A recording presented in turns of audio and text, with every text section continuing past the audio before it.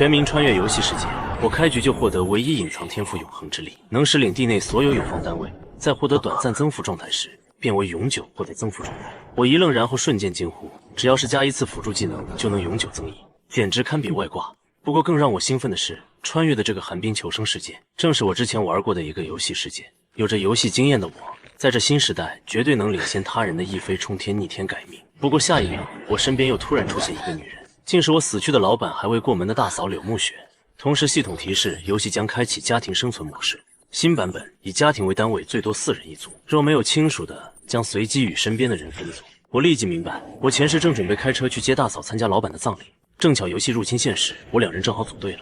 但很快，我又被眼前的职业选择面板吸引。当前玩家可以选择5种职业，分别是寒铁机械师、极地战士、寒霜法师、极光骑士以及雪地猎人。拥有游戏经验的我知道，这里面最强的是寒铁机械师。不过寒铁机械师是后期职业，前期战力相当疲软，而极地战士与雪地猎人虽然前期战力不错，但后期却又乏力。剩下的寒霜法师与极光骑士中，极光骑士是辅助，一般是配合队友，而寒霜法师则前后期表现都不错，因此我直接选择寒霜法师职业。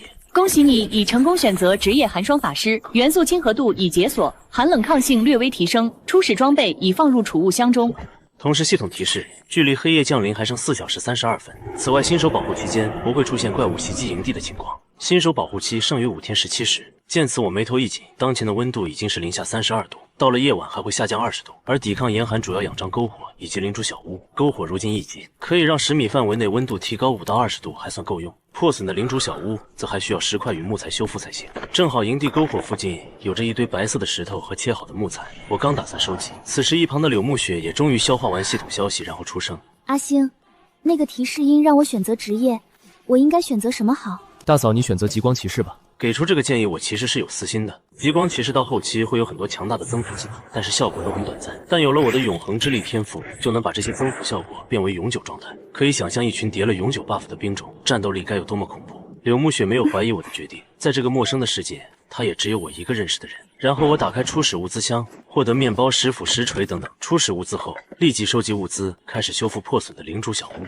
这期间柳木雪也要帮忙，我便让她收集物资去升级篝火。很快，营地篝火升至2级，温度提升范围升至方圆20米。同时，灵珠小屋修建成功。系统提示：领地界面已解锁，恭喜你，现在可以打造更多的基础设施了。系统提示：因你是全服第一个修建灵珠小屋的幸存者，获得奖励技能书冰疗术。冰疗术消耗一定精神力，让目标每秒回复精神值乘 0.8 的生命值，效果持续3秒。我已经技能书可不常见，这算是意外之喜了。然后我又打开个人面板。在建筑界面选择了建造极地人小屋。极地人小屋可通过消耗食物召唤出极地人为你工作，可容纳人口4人，修复时间45分钟，可增加人口参与修复，加速修复时间。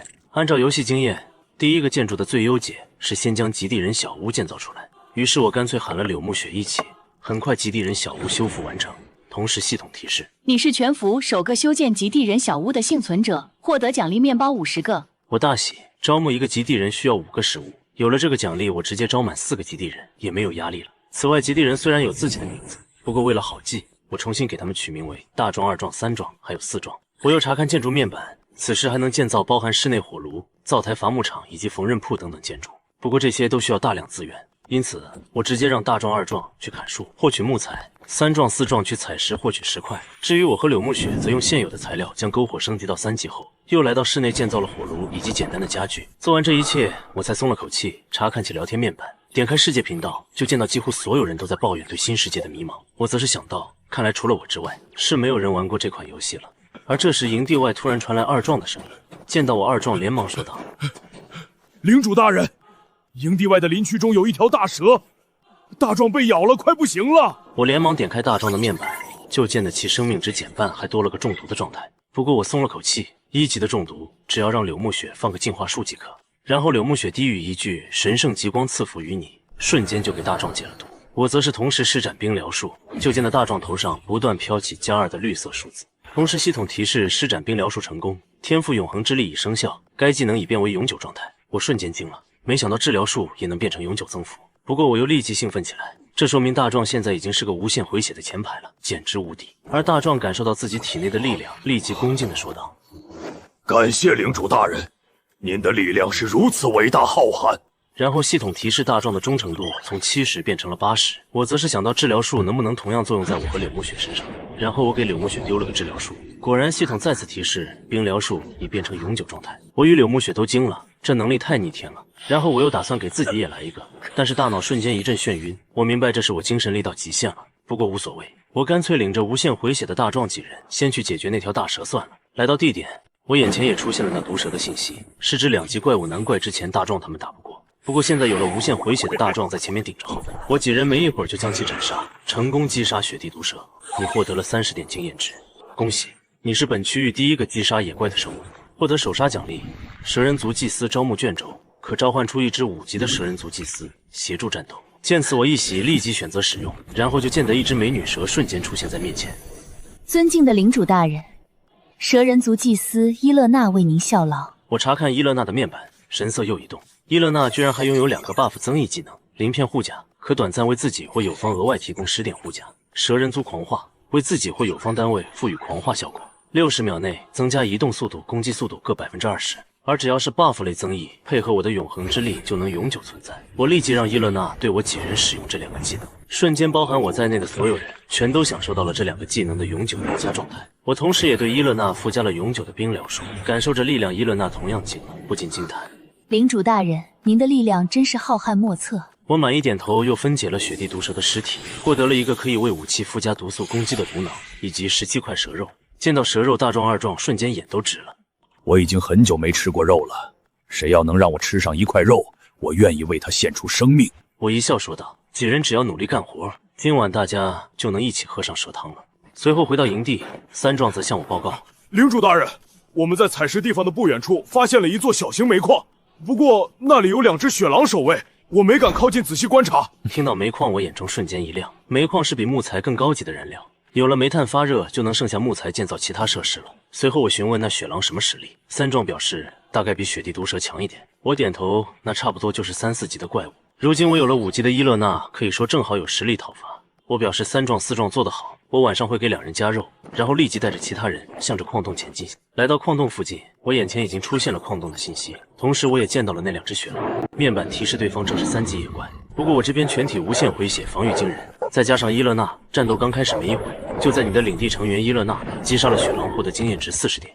你获得经验值20点的系统提示中结束了。我再次分解2只雪狼的尸体，没想到这次再次大爆，不仅有2张绿色的狼皮，还产出了134份狼肉以及狼骨、狼牙等材料。最重要的是，又爆出了1张蓝色的名为双狼骑士的召唤卷。双狼骑士招募卷轴可以立即召唤1只10级的强大双狼骑士。不过在此之前，请确保自己的食物充足。刚召唤了5级的伊勒娜，现在又来10级的双狼骑士，我只能说起飞。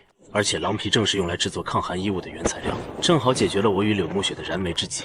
随即我将1张狼皮披在一旁冻得瑟瑟发抖的柳木雪身上，柳木雪瞬间对我目露感激。我一笑，则是开始占领面前的矿洞。占领成功的瞬间，系统提醒我还获得了一个青铜宝箱。同时系统声音再次响起，因你是全服第1个占领资源点的幸存者，获得奖励紫色装备古代兵器巴雷特成衣以及12.7毫米弹药10枚。我瞬间傻眼了，竟然是巴雷特，我没听错吧？古代兵器巴雷特攻击力967至993，攻击间隔2秒一次，附带特效1穿甲，攻击时有 50% 概率无视敌人100点护甲，附带特效2爆头，攻击头部时额外造成 50% 的伤害。我惊了，900多的攻击力在游戏前期几乎是神挡杀神，佛挡杀佛。虽然只有10发子弹，但领地升到4级后就能解锁子弹加工厂，子弹就不用发愁。收起巴雷特，我又走进矿洞。占领矿洞后，系统提醒我里面还有个青铜宝箱。打开宝箱，瞬间获得一堆物资，还有1张市场图纸。建造后可与其他幸存者进行资源交易。然后我又查看剩下的东西，其中法杖我可以用，雪地靴是防寒装备，好处不用说，还有一个可以治疗伤寒感冒的医疗包也是好东西。确认周围没有其他东西后，我又将青铜宝箱分解，获得了5个铜。然后来到矿洞外，柳木雪则是告诉我他们在周围收集了112块煤，够用好久了。我一笑，看着冻得瑟瑟发抖的柳木雪，则是将雪地靴递了过去。柳木雪目露感激，不过她双腿都冻僵了，换鞋子都艰难，我干脆替她换上，然后又公主抱的将其带回领地。柳木雪全程脸红，但也没说什么。回到领地，我先是看了眼领地资源，然后吩咐大壮、2壮去修建伐木场，3壮去建造市场，4壮则修建小型庇护所给伊勒娜居住用。做完这一切后，几人就可以休息吃饭了。然后我与柳木雪来到领主小屋，我先让柳木雪休息一会儿，自己则是建造了一个简易灶台，然后开始烹饪白天获得的蛇肉。而此时外面天色渐晚，气温也开始急剧降低，室外气温来到惊人的-50摄氏度，就连室内点燃火炉后也只有-16摄氏度。不过好在大壮他们及时把建筑工作完成，然后回到领主小屋之内。我告诉大壮他们，今天的表现我很满意，作为嘉奖，这锅蛇汤几人可以尽情享用。见到居然是肉，大壮几人激动不已，边吃边发誓自己一定要努力劳作，回馈领主大人。同时几人好感度飙升，全都来到80以上。我又看向饥饿度50的伊勒娜，询问他是吃生肉还是熟肉。吃生肉，尊敬的领主大人。我点头，拿出2块蛇肉准备递给伊勒娜，但想了想我又放了回去，换成了2块狼肉递了过去。伊勒娜瞬间好感提升，不过她的饥饿度只提升了10点，还到60。我眉头一皱，长时间没有达到饱腹状态，可是会降中程度的。而且伊勒娜作为我的主要战力用处还很大，因此我干脆又拿出4块，将其饥饿度提升到了80。不过伊勒娜的大饭量也让我叹了口气，而且我手里还有一张更加强大的招募卷轴双狼骑士，我不禁想到，看来明天开始也要想办法收集更多的食物过来了。由于是夜晚没办法工作与外出探索，我干脆打开世界聊天界面，看看其他幸存者发展的怎么样了。不过情况不太好，上面有不少求生者的死讯与悲报，不过也有一些玩家给出了自己的心得，比如优先建造领主小屋以及升级篝火，再有就是领地内无敌，可以躲避怪物攻击等。想了想，我同样写下夜晚最低气温会来到-60摄氏度，如果来不及搭建领主小屋，可以先用木板和石块搭建简易庇护所，可以勉强抗住第一晚的低温。然后我来到区域频道，据系统描述，这是一块长宽各500公里的方形区域，此外还能看到当前区域的名字为174区域，以及在线人数为40173分之38224。至于信息内容，我发现大部分人都是原先世界附近城市的，看来穿越是把相邻几个市的人进行随机分配在一起，然后就是各种求助分享，还有交易信息。我来到市场也打算换些物资，其中一个售卖法师技能书冰甲术的信息瞬间吸引了我。冰甲术可以在一定时间内提升友方护甲值，虽然精神力基础消耗比较大，是个鸡肋技能，但对于我来说，只要配合永恒之力，就能让护盾永久存在，简直是神技。就是这要价50个食物太高，不过对方表明可以砍价，我决定私聊询问一下。朋友，10个食物换冰甲术技能书换不换？让你砍价不是让你砍人，10个食物就想换技能书，你怎么不去抢？知道你很急，但你先别急。如果我说我这不是普通的食物，而是肉呢？什么？你这么快就弄到肉了？我将物品信息发了过去，这人立即回应，至少40个食物，也就是8块蛇肉，不然免谈。我冷笑，最多3块蛇肉，而且冰甲术只是一个前期技能爆率，并不算低。过了明天，你就是想换食物都换不到。那人听了犹豫片刻，算了，3块蛇肉就3块蛇肉吧，省着点吃也够我一家人再坚持1天了。见此，我眼神微动，这样吧，你改成20个食物，我再多出5个面包。对方欣然同意，我则是成功获得了那本技能书冰甲术，消耗一定精神力提升自己或友方精神乘0.6的护甲，持续30秒。我现在的精神强度是8，技能增加5点护甲，然后下一秒在释放冰甲术成功的提示中，系统又提示天赋永恒之力生效，该技能已变成永久状态，护甲永久提升5点。我大喜，现在我的护甲已经来到了15点，3级以下怪物的攻击甚至都没办法对我造成伤害。之后我又给柳木雪附加了一层冰甲术，同时柳木雪也通过聊天频道了解到其他幸存者的现状。现在他才明白，不是所有人都跟他一样，已经住上了温暖的领主小屋。然后他道：谢谢你阿星，如果不是你，我可能已经冻死在外面了。没事大嫂，既然我们2个被分到了一组，那就要互相配合，在这个世界更好的活下去。我帮助你，也是在帮助我自己。我会尽快适应这个世界，不拖你后腿的。然后我说了句晚安，两人分开准备入睡。然后这时突然有人加了柳木雪的好友，正是柳木雪的母亲。然后是视频通话邀请，柳木雪犹豫了一下，点了同意。就听得自己母亲碧云兰上来就问：小雪，你那里还有没有多余的食物？支援我们一点啊！你是不知道啊，我和你2个弟弟，还有你爸爸可惨了。那个箱子里面就那么点食物，还不够大宝小宝一顿吃的。然后听了大半天，柳木雪嘴角露出一丝苦笑，果然还是跟蓝星一样，自己的父母也不关心他的死活，直接就找他要食物。想到在蓝星时，自己还被父母强迫要嫁给那个什么社会大哥，好在还没过门，那个社会大哥就死了，自己又来到了这个异世界，终于摆脱了那个噩梦家庭。于是他说道，自己也没有多余的食物了。不过这时柳木雪的父亲却质问道：小雪，你是不是在骗我们？你都住进房子里面了，还说没有食物？还有你身上披着的这件皮草是从哪里弄来的？然后旁边又响起了一个小孩的声音：爸妈，姐姐身上的皮毛是狼皮，姐姐已经杀过狼了，姐姐那里有肉。好啊，你个杀千刀的，居然还敢骗你老娘，有肉都不愿意跟家人分享是吧？你个白眼狼，我白养你这么大了。面对家人的指责，柳暮雪含着泪水，一时间显得有些手足无措。刘母变本加厉，你还委屈上了？我们饿了一天都还没委屈。柳暮雪，我看你真的是翅膀硬了。不过这时我突然出现在柳暮雪旁边，两个老东西，叽叽呱呱在那里叫什么？你是谁？我在跟我女儿说话，你有什么资格插嘴？你不需要知道我是谁。至于资格，就凭狼是我杀的，肉也是我的。你还想要，简直是做梦。就是一粒面包馅我都不会给你。你自己有手有脚的，不知道动手获取食物，跑到你女儿这里来吸血，要不要脸？然后我直接将对方一通痛骂，紧接着示意柳暮雪直接挂断了视频通话。世界顿时安静了。柳暮雪神情失态，有些控制不住自己的情绪，但还是对我说道：阿星，谢谢你替我解围。没事了，嫂子，这些家伙想不劳而获，从我手里拿走物资没门。你也要记住，不管谁找你索要食物或是其他资源，一定不能给。有了第一次就有第二次，后面他们会无尽的索取，明白吗？柳暮雪知道来到这个世界后，上天已经将摆脱原生家庭重新开始的机会摆在了她的眼前，因此她郑重的点头道：我会的，阿星。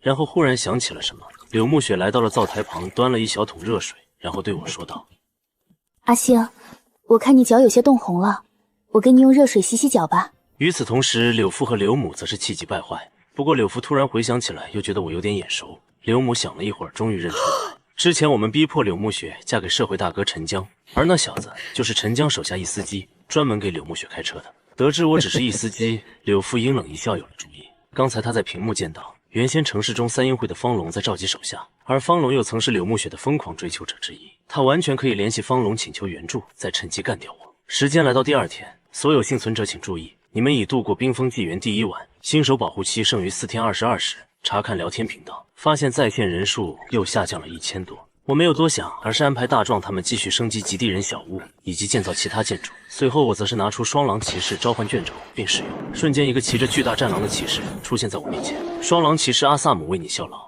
我查看阿萨姆的面板，发现除了阿萨姆外，他那头狼也是10级等级。这次召唤居然是买1送1，简直是赚爆了。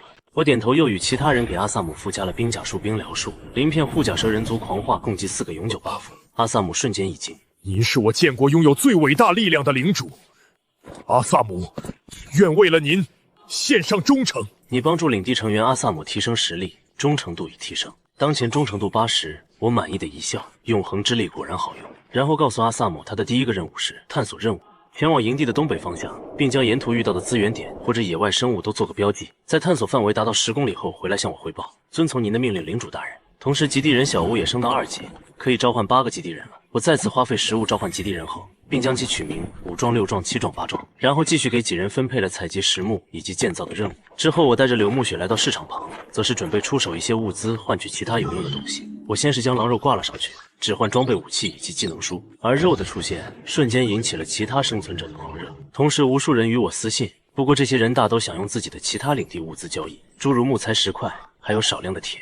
我则是善意提醒，基础物资是生存的根本，不能轻易出售。这里面有一部分幸存者听劝放弃交易，但还有一部分却坚持要交易，理由是人都快饿死了，谁还想着后面的发展啊？对此我也没拒绝。不过我手里的狼肉储备不多，所以不打算收购那些普通的石块和木材。不过倒是可以先换一部分铁过来，然后把铁匠铺打造起来。铁匠铺可以打造一些简单的装备，比如时髦师傅，其他的装备则需要图纸。但是目前幸存者手里的铁都太少了，最多只有2-3块，用1块狼肉换2个铁肯定是吃亏的。于是我询问系统是否可以将狼肉分解成更小份。系统提示1块狼肉是1000克，最多可分解成10小块狼肉，即100克为1份。随即我将狼肉分解成了50份，然后修改交易条件为1份，狼肉兑换2块铁。瞬间我就得到了大量物资。然后我查看领地资源，这些资源已经可以将缝纫铺和铁匠铺建造出来了。而在当其他幸存者还在摸索时，我的领地已经初具雏形，进度可以说很快了。接下来只要保持节奏发展下去，要不了多久就可以升级领地等级，建造更高级的建筑。只能说未来充满希望啊！然后我又指导了一下柳暮雪如何战斗。不过这时系统突然提示，你的领地成员阿萨姆遭受攻击。我心中瞬间一沉，阿萨姆已经是10级的骑士，配合脚下的双狼1阶以下基本没有对手，遇到袭击就意味着阿萨姆遇到强敌了。一旁的柳暮雪同样收到提示，眼中立即出现担忧。我则是安慰他，阿萨姆身上有4种永久状态，只要不被一击秒杀，以他的能力保命不成问题。果然几分钟后，并没有收到阿萨姆死亡的信息。紧接着我又见到阿萨姆狼狈地回到营地外，我立即拿起巴雷特向前，然后询问他怎么回事。阿萨姆立即抱歉，然后解释，在距离营地大概3公里的地方，我们发现了一只强大的雪地暴熊。那只暴熊还会放电，我和凛冬都不是那熊的一击之敌。如果不是领主大人事先给我们附加了力量，我们可能都回不来了。他估计只有2阶骑士才能够战胜对方。听此我想了想，然后给2人恢复了状态，并说道：阿萨姆，带我去那里看一下。那只雪地暴熊距离我们营地只有3公里，这太让人寝食难安了。我必须先去观察下他的实力，当然我也有底气，凭我手中的巴雷特，20级以下的怪物基本上没有对手。然后半个小时后，来到一处雪山脚下的一处山洞旁，系统立即提示：您已来到雪原暴熊的巢穴，里面生活着一只强大的生物，极度危险，请谨慎靠近。领主大人，需要我去把他引出来吗？只要谨慎点，面对对方逃走不成问题。我点头，然后不久后，我只觉得地面震动起来，然后下一秒，一道体型至少达到8米的庞然大物猛地从洞穴里钻出，恐怖的咆哮声瞬间响彻整片区。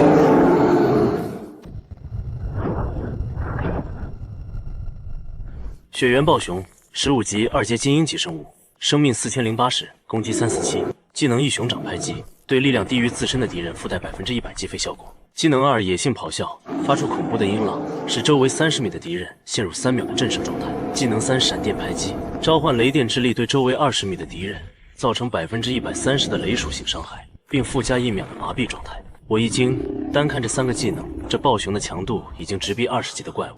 不过我没有慌，而是冷静分析局势。对方血量有4000，凭借我的巴雷特，至少要开5枪才能解决对方。而现在我与那熊相距500米，按暴熊的速度，至少要10秒钟才能来到我的面前。而巴雷特有2秒钟的攻击间隔，10秒足够我发出5次攻击。因此，我拿起巴雷特对着雪地暴熊就是一枪，瞬间雪地暴熊身上飙血的同时，飘起一个872的恐怖伤害，并且因重心失衡直接跌倒在地。而我没有停手，再次开枪。而这次伤害居然高达1234，竟是触发了巴雷特无视护甲的特效，而连中2枪也让雪地暴熊对我彻底有了杀意，再次起身向我扑来。而我又是一枪抵出，但这一枪居然被闪开了，我不禁骂了句：我这什么垃圾枪法，这都能打偏。而此时雪地暴熊的生命值还有1974，同时换算下我与雪地暴熊的距离，也只剩下2次开枪机会。但此时我却异常的冷静，然后开枪，又是一个893的伤害。此时雪地暴熊距离我还有100米，而我也剩下了最后的一次开枪机会。胜负的关键就在此刻，瞬间枪响，一个高达1574的恐怖伤害直接从雪地暴熊的头上飘起，最后一击不仅命中，还触发爆头特效了。系统提示：你成功击杀15级雪地暴熊，越级杀怪，获得经验值350乘以400%，共计1400点经验值。你的等级已提升，当前等级3级。我瞬间大喜，居然连升2级。而系统声还没结束，击杀雪地暴熊，你获得战利品初级力量之心乘1，初级力量之心进阶道具，可让等级达到10级的幸存者或领地成员完成进阶，成为2阶生物。进阶后全属性提升100%，获得初级元素结晶乘8。初级元素结晶蕴含着元素之力的结晶，可以用来建造初级魔法建筑或当做炼金材料使用。恭喜你是全服首个击杀精英级生物的幸存者，获得首杀奖励初级元素剑塔图纸乘1，冰原德鲁伊招募卷轴乘1。同时系统又提示，伊勒娜与阿萨姆已为你表现出来的强悍战力而折服，忠诚度提升。我一笑，则是将那个初级力量之心扔给阿萨姆。领主大人，这么珍贵的力量之心，真的可以给我吗？阿萨姆，这一次的行动，你已经证明了自己的勇敢与机敏，我觉得你足以拥有更加强大的力量。阿萨姆瞬间感动得热泪盈眶。愿为了领主大人献出生命。系统提示：阿萨姆已被你的行为打动，忠诚度已提升。当前忠诚度95，已达到舍生忘死地步。同时，随着阿萨姆使用力量水晶，其身上的威压瞬间就达到了一个恐怖的程度。系统提示：你的领地成员阿萨姆已完成进阶，全属性增加100%。我简单查看了一下阿萨姆进阶后的面板，又看向伊勒娜说道：伊勒娜，好好表现，等你升到10级后，我也会为你寻找一颗力量之心，让你突破到2阶。感谢领主大人的慷慨，伊勒娜愿为了领主大人献出自己的一切。系统提示：伊勒娜已被你的言语打动，忠诚度已提升，当前忠诚度85。我一笑，又看向系统给的招募卷轴，冰原德鲁伊招募卷，可通过此卷轴召唤出一只等级为15级的精英德鲁伊，居然是15级的精英怪，我只想说这也太猛了。然后还有另一张图纸，初级元素剑塔图纸，可在领地中建造一座射程600米的防御箭塔，攻击力213，攻击间隔2.5秒一次。我只想说，好家伙，又是一个大杀器，足足200多点攻击力，几乎一剑就能秒杀伊勒娜这样的5级生物。即使是未进阶的阿萨姆，在600米的射程下，可能还没冲到箭塔脚下就被直接射伤。紧接着，我看向暴熊尸体，并选择分解，瞬间获得1000多块蓝色品质的熊肉，还有熊皮、熊胆等等道具。最让我欣喜的是，熊肉初次服用还能提升力量与体质各2点，这对战士职业来说就是4点攻击力和40点生命值，外加1点护甲的提升，再加上现在幸存者们最缺食物，如果拿去交易，我相信一定能引起哄抢，而这可是一笔泼天的财富。清点完战利品，我又看向雪地暴熊的洞穴。阿萨姆自告奋勇表示先让他进去探查一下吧。我点头，然后不久后阿萨姆出来表示里面没有危险，但有几样特殊的物品。我有些意外，然后来到洞穴内，就见得里面居然有一只刚出生不久的白色小熊，竟是一只掌握雷电之力的幼年期雪地暴熊。我想要摸摸它，却瞬间触电的同时，生命值还减少了1点。我一经系统又提示检测到可驯服野外生物雪地暴熊幼崽，是否将其驯服招募进领地之中。驯服野外生物后，需为其提供食物，等待其成长后才会具有相应的战斗力。我选择同意，瞬间招募成功。系统还提示还可以给其命名。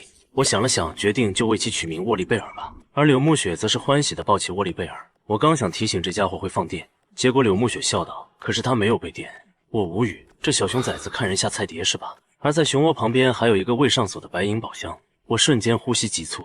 这个世界中宝箱从低到高，分为青铜、白银、黄金以及皓月宝箱。最高级的皓月宝箱甚至能开出传说装备，而即使是白银宝箱，前世我玩游戏的时候也是在生存到10天后才偶然获得了一个，而现在就找到了一个，只能说意义重大。我将其打开，恭喜你获得技能书祭字马克机器人，黑铁护臂乘1，医疗包乘5，小型资源包乘1，秘银乘5。我看向那本技能书，瞬间大喜，因为那是一本寒铁机械师的前期神级技能，价值不菲。技能书马克机器人，寒铁机械师专属技能书，消耗材料与谢力值，召唤一只继承幸存者120%属性的马克机器人，机器人持续时间为180秒。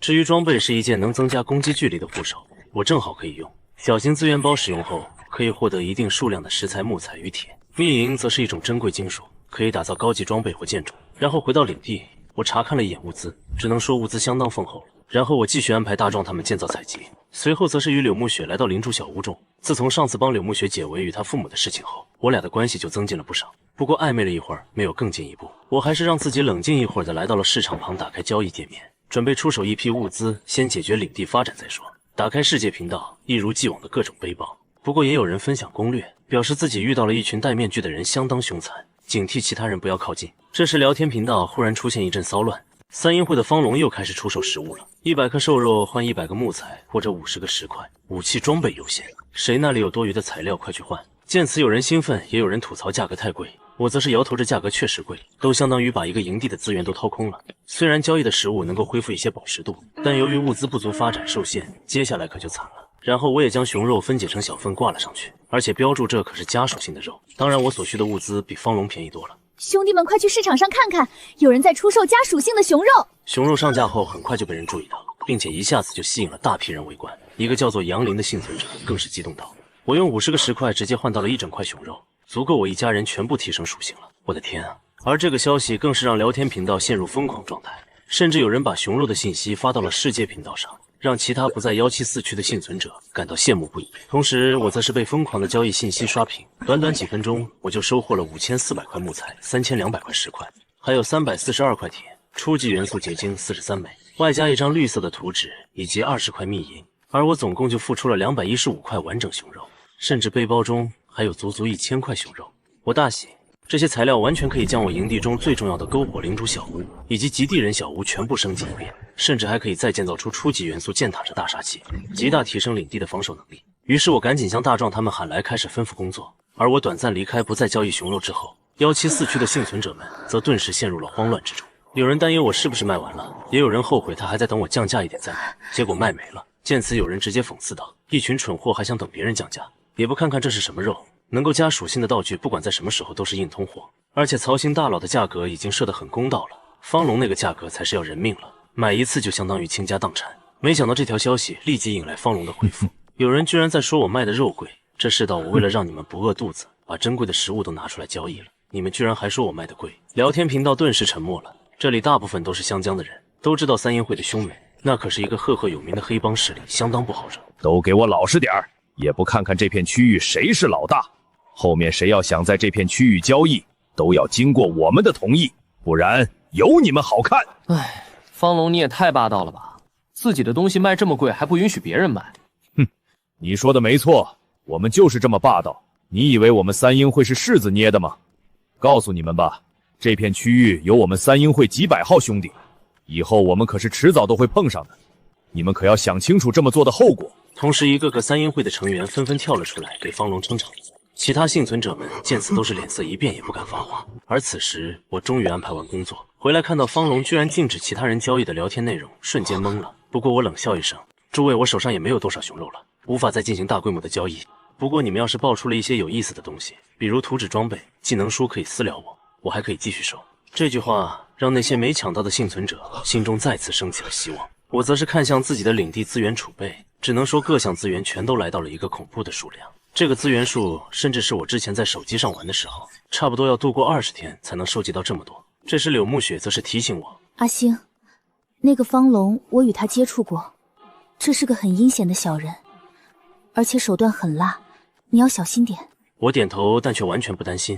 现阶段玩家对抗无非是找到对方营地，然后展开进攻。但当前幸存者们都只有1、2级的情况下，根本不可能长途跋涉几十公里乃至上百公里来找我的麻烦。而就算他们真的赶过来，一个5级的伊勒娜加10级的双狼骑士就能够对他们展开单方面的碾压，更别说我还有个没召唤出来的冰原德鲁伊。最重要的是，我马上还会建起一座大杀器初级元素箭塔，到时候别说一个方龙，就是整个三英会一起上，也只是送菜的份。而现在最让我担忧的反而是人手问题。现在我拥有大量资源，却只有8个基地人可以工作，即使连轴转也不能将我所有的资源投入到建设中去。而如果不把资源转变成优势，这对我来说就太浪费了。结果正当我发愁时，外出的阿萨姆突然归来，并且身后竟还带回来了3个女人。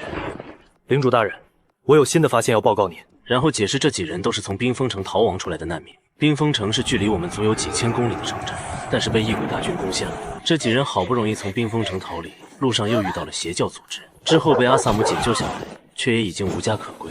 阿萨姆可怜他们，于是向我建议，我们的领地正好需要更多的人手，所以领主大人，请您收留无家可归的我们，我们愿意为您献出一切。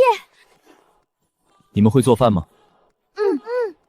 那好，以后做饭的任务就交给你们了。紧接着向几人发出招募，系统提示招募成功，茉莉郁金香蓝宝石加入了您的领地，领地人口数量加3。不过为了方便管理，我想了想，又给几人重新命名为大花、2花、3花。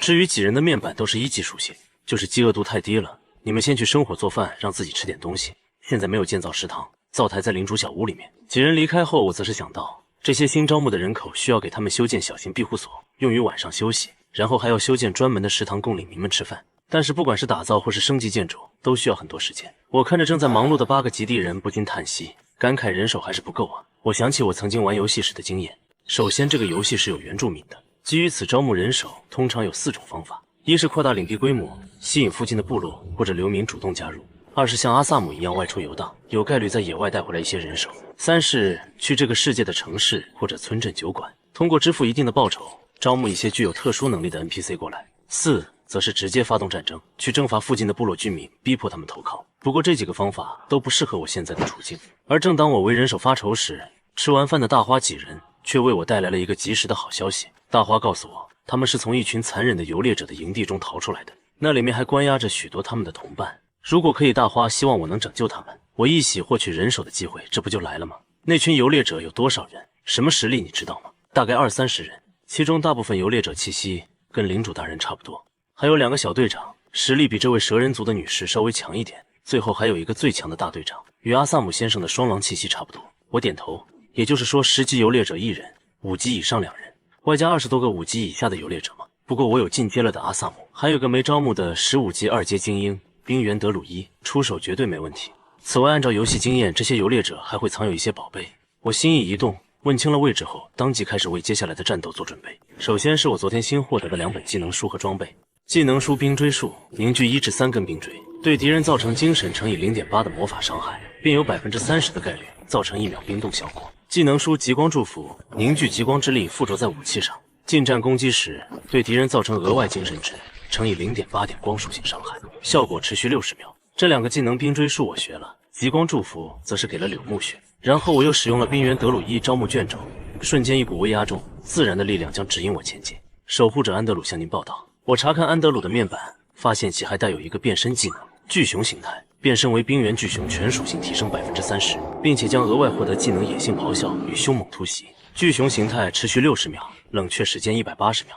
我满意的点头。不过我也注意到了安德鲁只有63的忠诚度，以及他看向我眼中的冷淡。我明白这是我实力太弱了，这家伙有点不顺从我，而安德鲁也确实是这么想的。弱小的领主并不能让他贡献出全部的忠诚。但我一笑，只是说道：“安德鲁，身为我的领民，你将会享受到神圣的赐福。”然后在安德鲁震惊中，我将冰疗术、冰甲术以及伊勒娜的几个祝福技能全部加持到安德鲁身上，并且配合永恒之力，将这些状态变为永久状态，感受着力量的提升，而且还是永久提升。安德鲁惊了。领主大人，这是什么赐福效果？他好强大！这是对于你的忠诚做出的奖励，只有我的领民们才能享受到这种赐福。领主大人，您的力量是我生平仅见，安德鲁衷心感谢您的赐福。系统提示你帮助领民安德鲁提升实力，忠诚度已提升，当前忠诚度74。我一笑，然后准备带人去游猎者营地，结果系统又突然提示：所有幸存者请注意，你们已度过冰封纪元的第2天。以适应这个世界的节奏，等级排行榜即将开启。每个大区率先达到10级的100名幸存者将获得排行榜奖励。我大致看了一眼奖励，100名到第4名的奖励大多是食物与资源，而前3名就厉害了，居然还有2阶生物招募卷轴以及蓝色装备。但最让我呼吸急促的还是第1名的奖励，居然有一张2阶首领级生物招募券。这个世界中，不管是那些招募的生物还是野外生物，都会根据资质而分品级。资质代表了他们的强度与成长潜力，其中从低到高分别是普通精英头目首领以及统帅。越强的资质，每次升级时提升的属性便越多。就比如精英级生物，它的属性先天就比普通生物要强悍30%，以此类推。这次第1名的奖励居然跳过了头目，直接奖励首领级生物招募券，这就很恐怖了。这一刻我已经决定，一定要全力冲刺，尽量拿下第1名的奖励。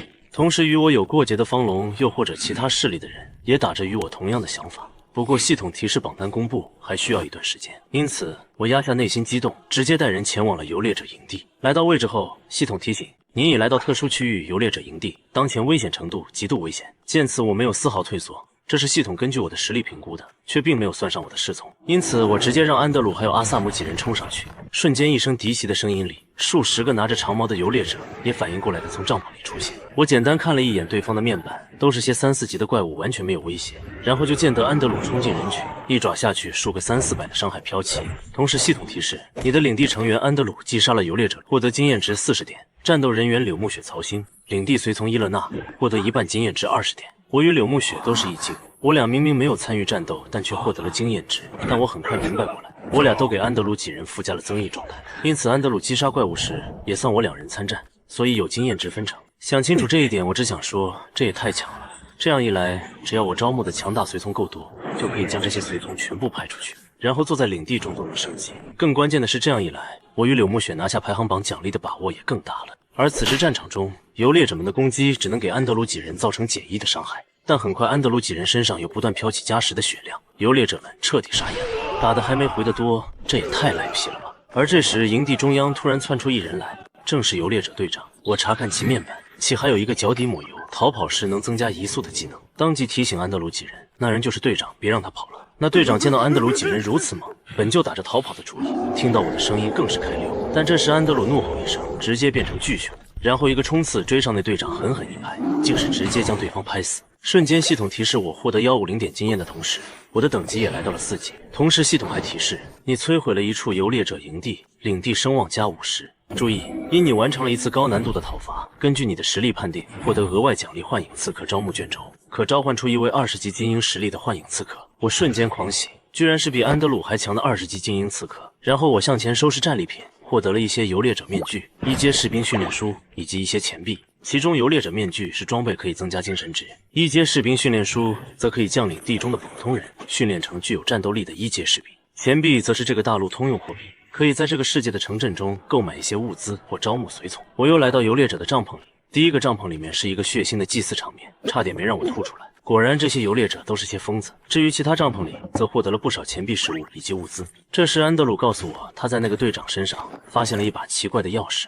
地精宝库钥匙，持有此钥匙可以前往指定坐标开启地精宝库。注意，该区域可能隐藏有一些特殊的危险，请谨慎前往。我瞬间眼一亮，地精一族虽然是个弱小的种族，但他们极其擅长挖洞和寻宝，所以地精的宝库中往往会有一些珍贵的宝物。不过那个坐标距离我足有40多公里，以我现在的移动能力还是太勉强了，只能日后再说。然后来到最后一个帐篷，里面正是被关押的那群难民。我看过几人的名字，却在看到最后一个名字时不由一愣。幸存者童楚楚当前等级1，居然是一个来自蓝星的人类。柳木雪立即向前安慰交谈后才得知，昨天童楚楚跟着他爸爸出来寻找食物，结果遭到了游猎者的袭击，并被抓了起来。至于童楚楚的爸爸，昨晚被游猎者带走后就再也没回来。童楚楚说完再次泣不成声，我则是叹息。在攻打游猎者营地时，我们见过了许多堆着尸体的邪恶祭坛，童楚楚的父亲估计就是其中的遇害者之一了。柳木雪看向我，则是问可以把童楚楚带回营地吗？我点了点头。现在营地逐渐走向正轨，只是多一张嘴巴吃饭也没什么。而且这个小女孩也是幸存者，以后说不定能帮得上忙。得知我是个强大的领主，童楚楚眼神中带着一丝畏惧和好奇，然后试探着问道：“那可以也把她妈妈一起带走吗？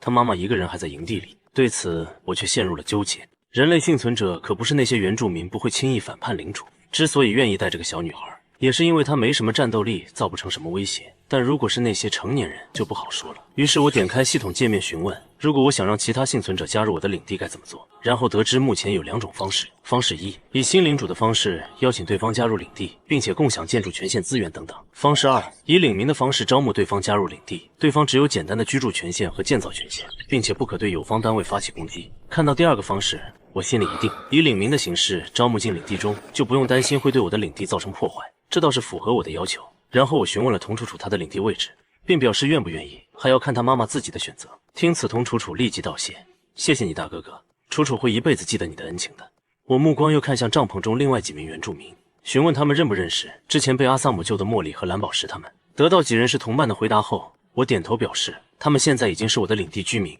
也是几人告知消息让我来救他们的，所以几人愿意归顺加入我的领地吗？得知外面的游猎者都已经被我干掉，几人立即恭敬表示愿意。这次一共招募了6人，3男3女，不过都是外国名字。我干脆将男的重新取名曹1、曹2、曹3，女则叫4花、5花、6花。其中曹1自带一个初级演讲技巧天赋，能发表一场演讲安抚领民们的情绪；4花则自带初级烹饪技巧，能烹饪出来的食物额外增加20%饱食度。我眼前一亮，算是意外之喜。此外，我在营地角落还发现了一个游猎者的储物箱，点击开启后获得不少白面包、小麦种子以及牛奶等食物，还有铜等金属。其中小麦种子可在开垦过的土地上进行种植，这样一来就相当于有了固定的食物来源。至于铜在这个世界也是一种重要的金属，可以用来打造电线电灯。此外，制作雪地机器人乃至战争机器人都需要大量的铜。此外，我还获得了一封提示为特殊道具的信件，光明教会的信。打开阅读后，内容为：致所有光明神的信徒们，主降下了启示，宣告救世之种即将现世。为了迎接救世之种的到来，我们将在近期展开一场血祭行动。请在冰晶王国附近的所有光明教徒前往指定坐标附近的根据地中，在信徒数量达到一定规模后，我们将会对多伦湖城发起攻击，将整座城镇的生灵献祭给救世之种。系统提示这是一个任务道具，你可以将信件送往多伦湖城，提前揭露光明教会的阴谋。看完信，我皱了皱眉头，这群游猎者居然打算攻打一座城池，真是有够疯狂的。至于系统说让我送信，我连那个什么多伦湖城在哪儿都不知道。而那处游猎者聚集地，我查看坐标位置，发现距离我足有200多公里，才松了口气。这么远应该波及不到我。之后将整座游猎者营地焚烧干净，我几人又前往童楚楚的篝火营地。来到营地，我刚想跟着童楚楚进入，却被系统提示新手保护期间无法进入其他幸存者营地。无奈等待片刻后，就见得里面走出一个身姿高挑、尽显成熟韵味的女人，而她的名字则是夏燕妮。夏燕妮一出来，看到领地外聚了那么多人，也是肩膀一颤。好在童楚楚立即解释，将我几人救了她的事情说出，夏燕妮才立即眼角带泪的向我道谢，说着还要带着童楚楚跪下来。这位夫人不用这么客气，楚楚应该告诉你了，我的领地现在需要人手，如果你愿意加入我们，可以跟我们回到领地帮忙建设领地，一起发展。相应的，我们会保障你们的安全和提供食物。夏燕妮犹豫片刻，随即点头表示愿意。我给2人发了招募邀请后，系统又提示该领地目前已处于无主状态，是否占领。点击确认后，我又得到了一个领主铜光荣的遗物箱，开启里面只有少量木材10块以及2块老鼠肉，这些就是这座领地最后的资源了。可以说，如果不是我到来，过不了2天，2人要么因为食物耗尽而饿死，要么因为木材耗尽而冻死。我深吸一口气，下定了决心。这个世界充满了机遇，但也充满了危险，必须尽快发展自己的实力和领地，绝不能让自己的储物箱变成遗物箱。等再次回到领地，天也快黑了。大花在看到那群熟悉的面容后，顿时惊呼一声冲了过来，与自己同伴开始了劫后余生般的交流。大壮也走向前来，领主大人，篝火已经升级成功了，您的领主小屋也在加快进度升级中。我点头看向营地篝火，篝火等级已经来到5级，可为方圆160米的区域增加10到20摄氏度的温度，并且在火焰的炙烤下，周围被冰雪覆盖的地面逐渐显露了出来。只有在这些地面上才能建造更多的建筑以及种植各种农作物，所以篝火的等级就决定了你的领地面积。等后期营地篝火升级成能量塔，光供暖范围就可以达到一座城市的面积。而幸存者们通过不断建造各种建筑发展领地，将来甚至能够拥有一座自己的城市。我说了句不错，让大壮带着5壮6壮继续去采集资源，重点采集那座煤矿。篝火升级后需要消耗很多的煤，我们需要确保营地的供暖。然后我又把2壮叫过来，让2壮带着7壮8壮抓紧修建更多的小型庇护所以及食堂等等，争取在天黑前完成，让新成员有吃饭睡觉的地方。至于剩下的3壮4壮，我让2人只需要在天黑前建造出一座初级元素箭塔即可。此刻那群新加入的人类也已经结束了交流，他们看到营地里正在工作的极地人，稍微年长点的曹毅眼神微动，连忙带着其他难民走了过来。领主大人，请为我们也下达更多的任务吧。不急，我知道你们应该好几天没吃饭了，在干活前也要先填饱肚子。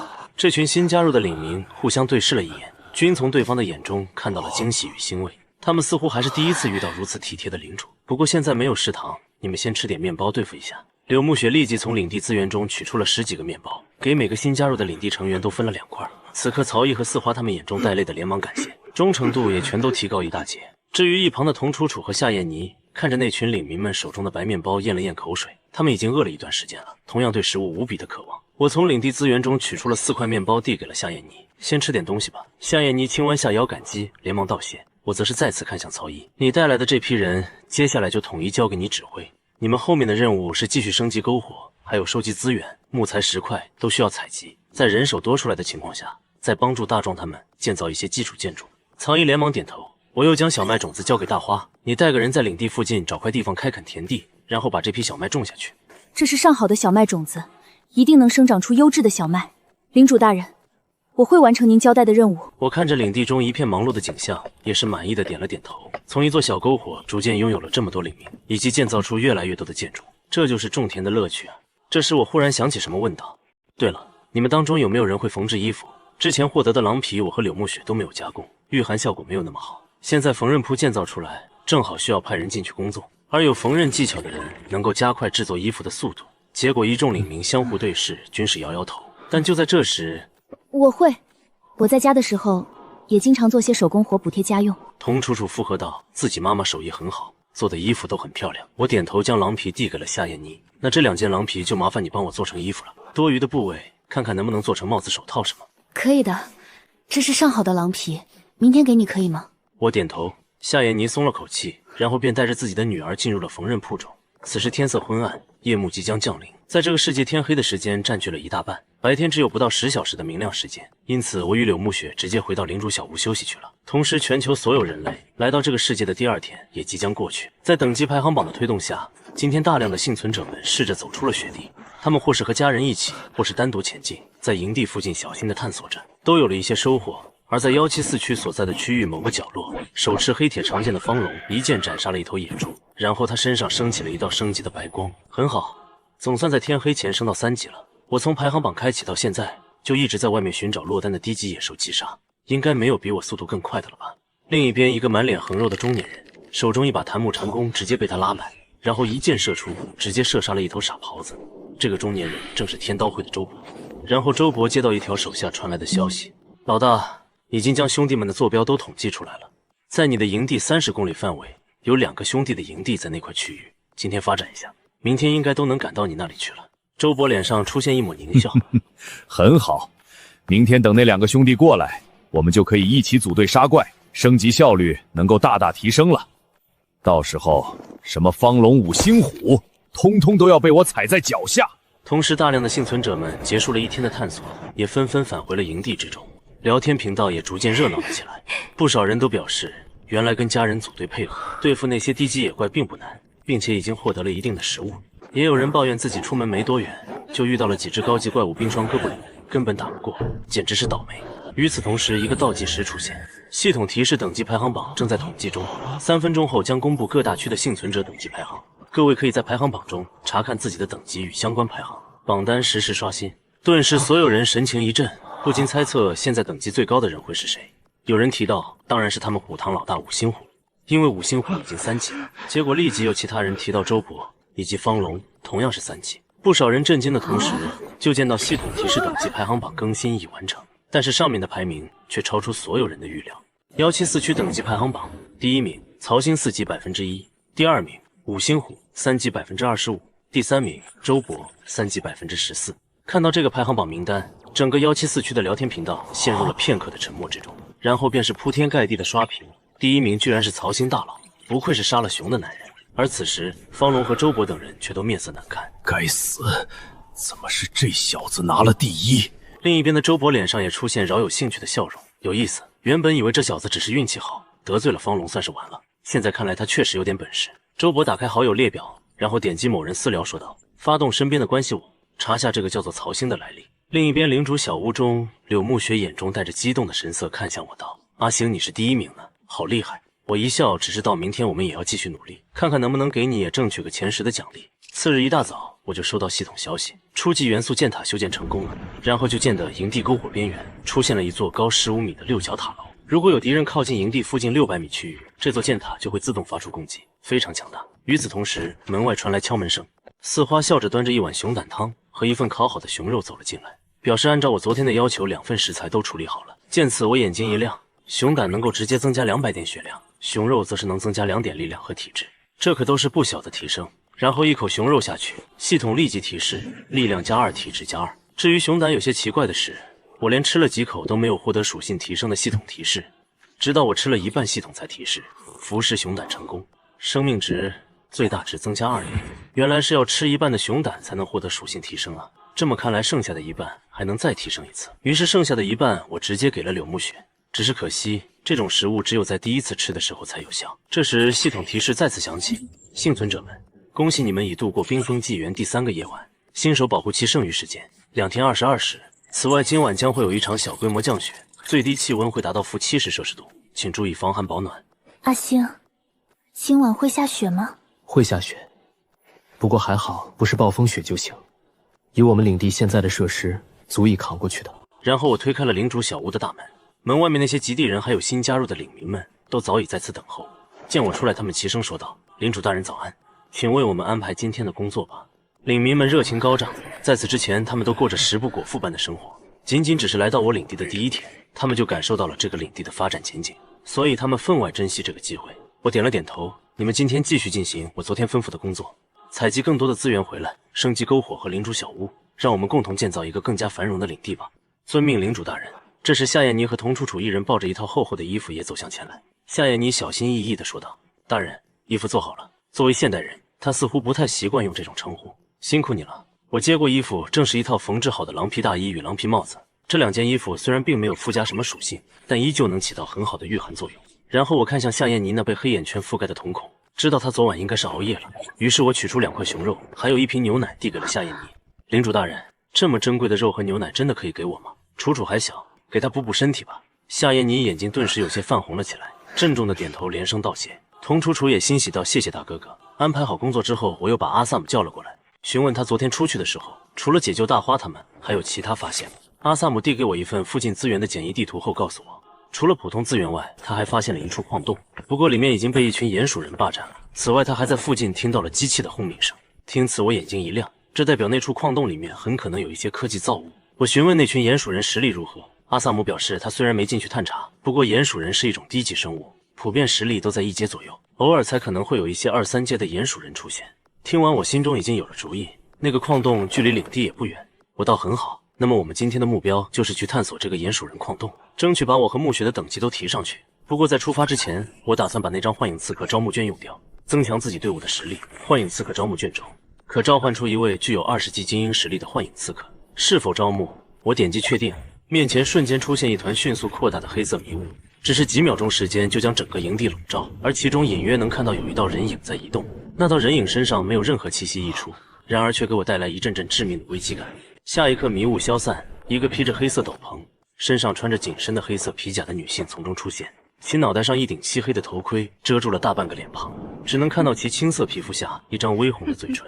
他缓缓开口道：“影之圣堂需要守护，我正因此而来。幻影刺客莎拉任务向你报道。”我点头，欢迎你的加入，莎拉任务。莎拉没有什么反应。柳暮雪这时也轻声道：“欢迎你，莎拉。”谢谢，这位美丽的女士，莎拉任务为你效劳。我在一旁直翻白眼，这是区别对待啊。不过我也早已习惯了这些新人刚被招募过来时的冷淡反应。然后我看向莎拉的属性，其中莎拉自带3个技能，技能一魅影无形，模糊自己的身形，隐藏自己的气息，在隐匿状态下提升30%的闪避概率，移动速度增加20%，持续时间5分钟。技能2 N 次解脱，攻击时有30%的概率造成225%的伤害，有15%的概率造成315%的伤害，有5%的概率造成432%的伤害。技能3天赋暗影之体，隐匿状态下额外增加15%闪避率。此外还有一个刺客羁绊，当队伍中的刺客达到3人以上时，N 次解脱触发概率提升5%，10人以上时触发概率提升10%。我眼中出现掩饰不住的惊诧之色。莎拉近700多的攻击力，随便一刀触发暴击，甚至比得上巴雷特开一枪。如果触发 N 次解脱，那伤害更是恐怖。而且经过我的永久天赋加持，莎拉还能再提升几个档次。于是我饶有兴趣地看向莎拉。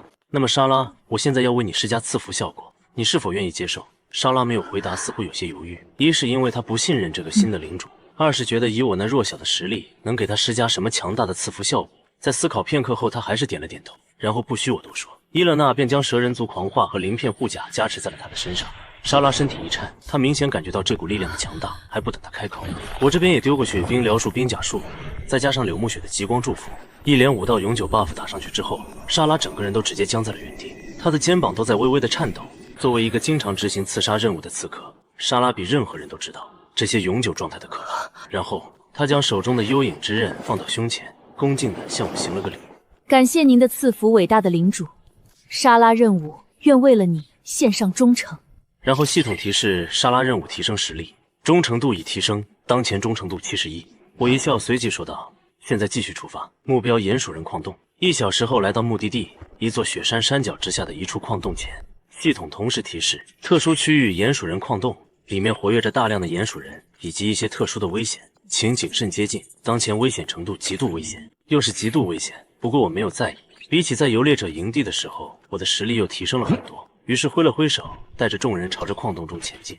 其中防御力最高的安德鲁走在前面，阿萨姆则是第2个进入。至于莎拉在进入矿洞的时候，就引入了黑暗之中。柳暮雪则举着盾牌，警惕地看着四周。他知道他的任务是保护我不受到伤害。踏入矿洞，在矿洞的墙壁上能看到1、2根散发着蓝色火焰的火把，将其取下后，系统提示获得魔能石火把乘1。魔能石火把，一种低能耗的照明工具。1颗魔能石可以提供长达半年的照明时间。此外，火把中的魔能石也可以单独取出。我眼睛一亮，魔能石可是好东西。这个世界的一些机械造物运转都需要能量，而这些能量就是依靠的魔能石。到了后期，能量塔和一些其他建筑也都需要魔能石提供能量。这玩意跟元素结晶一样，也是一种硬通货。然后我让阿萨姆和安德鲁把所有魔能石火把都给我取下来。同时，我又看到地上的铁轨以及倒在一旁的矿车，其中废弃的矿车可以将其分解，获得8块铁。或是带回领地中使用4块铁进行修复，铁轨可搭建轨道，加快矿物运输速度，或者将其分解，获得4块铁，这也是好东西，我干脆全部带走。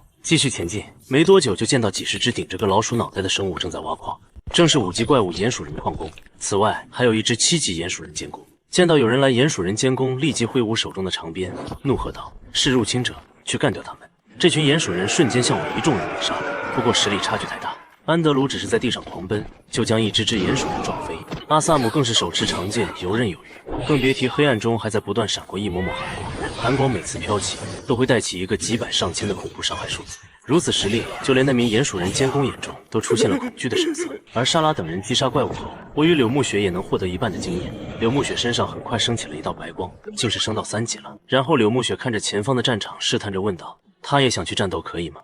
我看出了他脸上的认真。也知道也该让他多历练历练了，而且凭借他现在的防御力，扛住一只鼹鼠人矿工不成问题。于是点头让他记得小心点。柳暮雪深吸一口气，举着盾牌，右手握着长剑便冲了过去。他很快就对上了一只鼹鼠人矿工，那只鼹鼠人挥舞铁镐，猛地攻向柳暮雪的盾牌。柳暮雪咬牙举盾格挡，却发现对方只能给自己造成-8、-13等一个个微弱的伤害，而下一秒他的生命值就被冰疗术+10+10的直接回满。见鼹鼠人对自己造不成伤害后，刘沐雪松了口气，同时想起我之前教导她战斗的场景，心下有些羞怯的同时，也逐渐找到了战斗的感觉。于是柳沐雪一剑刺出，直接解决那只鼹鼠人。与此同时，我也抬起了法杖，不断发出冰锥收割残血的鼹鼠人。此刻那名鼹鼠人监工已经恐惧的连忙朝着矿洞深处跑去，但就在此时，莎拉从暗影中显出身形，一刀暴击直接将对方生命值清零。我赞叹了一句：莎拉干得不错。又想到莎拉的等级已经达到进阶要求，如果这时候能弄到一个2阶力量之心，就能让莎拉进阶成3阶生物，到时候实力还能暴涨1倍。然后开始打扫战场，除了一些干粮以及金属外，还有几本混沌之书，能使友方单位随机提升1.4位属性。此外，则是鼹鼠人监工手中的那根长鞭。鼹鼠人监工长鞭附带特效一鞭笞，使用长鞭抽打目标加快工作速度，使其在接下来的5分钟移动速度增加10%。附带特效痛苦加深，抽打时造成的痛感提升50%。见此，我表情有些古怪，这玩意儿不会也是一种增幅类效果吧？如果配合我的隐藏天赋，是不是能变成永久状态？于是，在柳沐雪等人惊讶的目光中，我对着自己就狠狠抽了一鞭子。一道清脆的响声过后，我猛吸了口冷气，只觉得好疼。但紧接着系统又提示你受到了鞭笞效果，移动速度增加10%，效果持续5分钟。天赋永恒之力发动，鞭笞已变为永久增幅状态。我只想说，还真可以啊！这样一来，配合蛇人族狂化这个技能，就相当于可以为自己和其他友方单位永久增加30%的移动速度，这可是一个巨大的提升。一旁的柳沐雪等人对我又痛苦又兴奋的反应，则是一头雾水。正直的阿萨姆连忙向前问道：“领主大人，您怎么了？”阿萨姆让我抽你一下，可以吗？众人一阵无语。虽然这个要求很奇怪，但因为阿萨姆那高达95的忠诚度不会违抗我的命令，他还是点头道：“如果领主大人想的话，可以。”然后我也不客气，直接一鞭子抽到了阿萨姆的身上。阿萨姆坚毅的脸上因为疼痛而皱起了眉头，但他同样感觉到体内多出了一股力量，不禁惊喜道：“这就是领主大人的用意吗？真是神奇！感谢您的鞭拔，尊敬的领主大人。”这时阿萨姆又有些不好意思地说道：“领主大人，请问可以多抽我几次吗？”阿萨姆想要变得更加强大。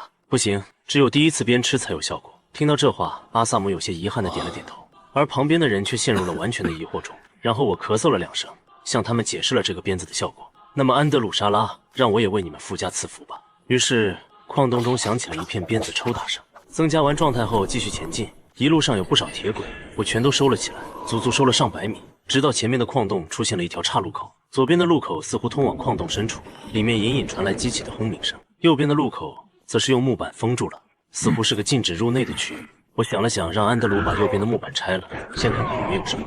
就见到矿洞中似乎有几台倒塌的矿车，旁边还有散落一地的矿石。那群鼹鼠人似乎是遭遇到了什么情况，来不及撤离，就把东西留在了这里。阴影中的莎拉冷不丁开口，我在里面感应到了一股危险的气息。我皱了皱眉头，莎拉可是20级的精英怪，连她都觉得危险，这说明里面有某种可怕的生物。我让莎拉去探查一下。莎拉点了点头，然后直接消失在了阴影中。1分钟后，莎拉的身影再次出现，说道：“里面是一只2阶魔物的巢穴，实力跟我不相上下，不过有领主大人附加的赐福，再配合安德鲁和阿萨姆，应该问题不大。”我心下一定当即决定，那就向前进发。一路上，我又从地上收获了不少矿石，甚至还有秘银矿石与魔能石。柳沐雪都不禁感慨，这趟收获真不错。光这些矿石和矿车就不虚此行了。一直来到通道深处，这里的光线突然一暗，能注意到矿洞的头顶和两边均出现一些白色的蛛网，甚至还有一些大网将通道填满，堵住了前进的去路。与此同时，一股邪恶强悍的气息从洞穴深处扑面而来。我下令让阿萨姆把通道清出来，结果阿萨姆挥舞长剑，却如同劈砍在果冻上一般，要砍好几下才能将蛛网清掉。这时莎拉开口道：“让他开路吧。”果然，莎拉手中幽影之刃一刀下去，就将这些坚韧的蛛网劈开一个大的豁口。而踏入洞穴更深处的同时，系统立即提示你已进入特殊区域地穴魔蛛的巢穴。然后我就见到眼前洞窟上方布满了蛛网，一个个包成粽子般的白色大茧倒挂在众人头顶，地面上还有一颗颗或大或小、带着绿色粘液的发光球体，其中小的为小型魔蛛卵，打爆后会出现3到8只3级小魔蛛，大的为大型魔蛛卵，打爆后会出现1到2只15级的大魔蛛。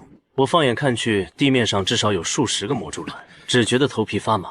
刚想说先把这些魔蛛卵清掉，就听得头顶的蛛网开始一阵颤动，一只体型超过5米的恐怖身影迅速占据了所有人的视线。BOSS 地穴魔蛛出现，地穴魔蛛出现的瞬间就喷涌出一股蛛丝，直接将安德鲁束缚在原地。然而安德鲁暴吼一声，体型迅速长大，直接进入巨熊形态，然后一把将身上的蛛网撕碎挣脱了出来。我立即喝了一句把他打下来。化作巨熊的安德鲁猛然跳起，冲到空中，朝着地穴魔蛛猛然扑去。然而地穴魔蛛迅速后撤，让安德鲁这一爪子扑空。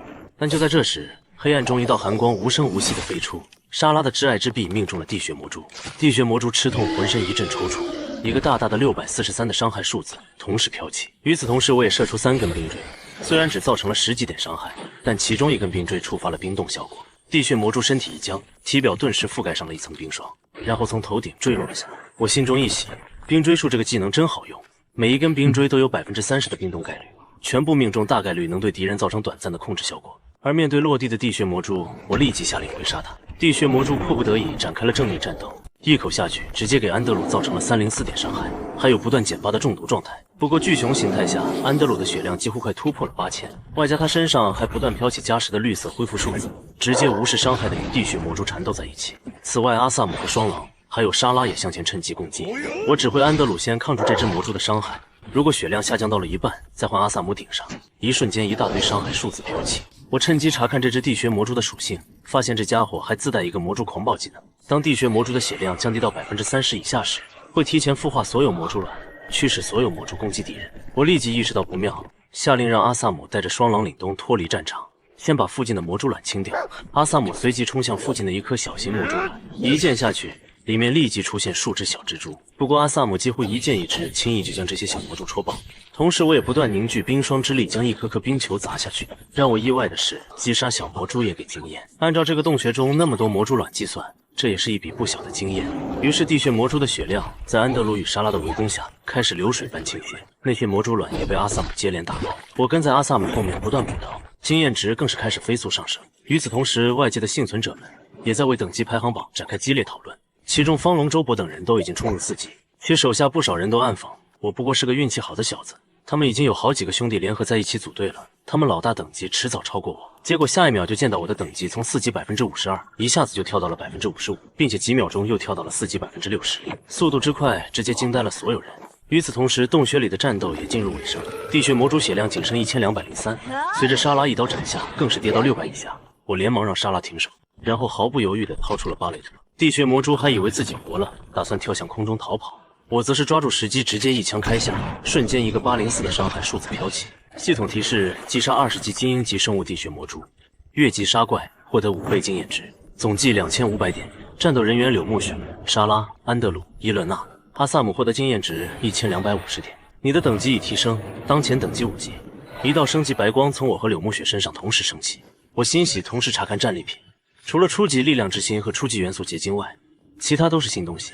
包含一张绿色品质的初级宠物契约，可对一只野外生物使用该契约，使其成为专属宠物；还有可对一名随从使用，使其随机增加3.4维属性的终极混沌之术，以及一枚精英级魔蛛精魄，可对一名2阶以下的随从使用，使其大概率进化为精英级生物。见此，我眼睛一亮，目光扫视了一番，然后停留在阿萨姆身上。阿萨姆现在只是2阶普通生物，如果能让他提升到精英级，还能再变强一阶。于是把阿萨姆叫来，将魔蛛精魄直接丢给了他。阿萨姆使用它，它会让你变得更加强大。阿萨姆没有犹豫，直接将其拍进了身体中。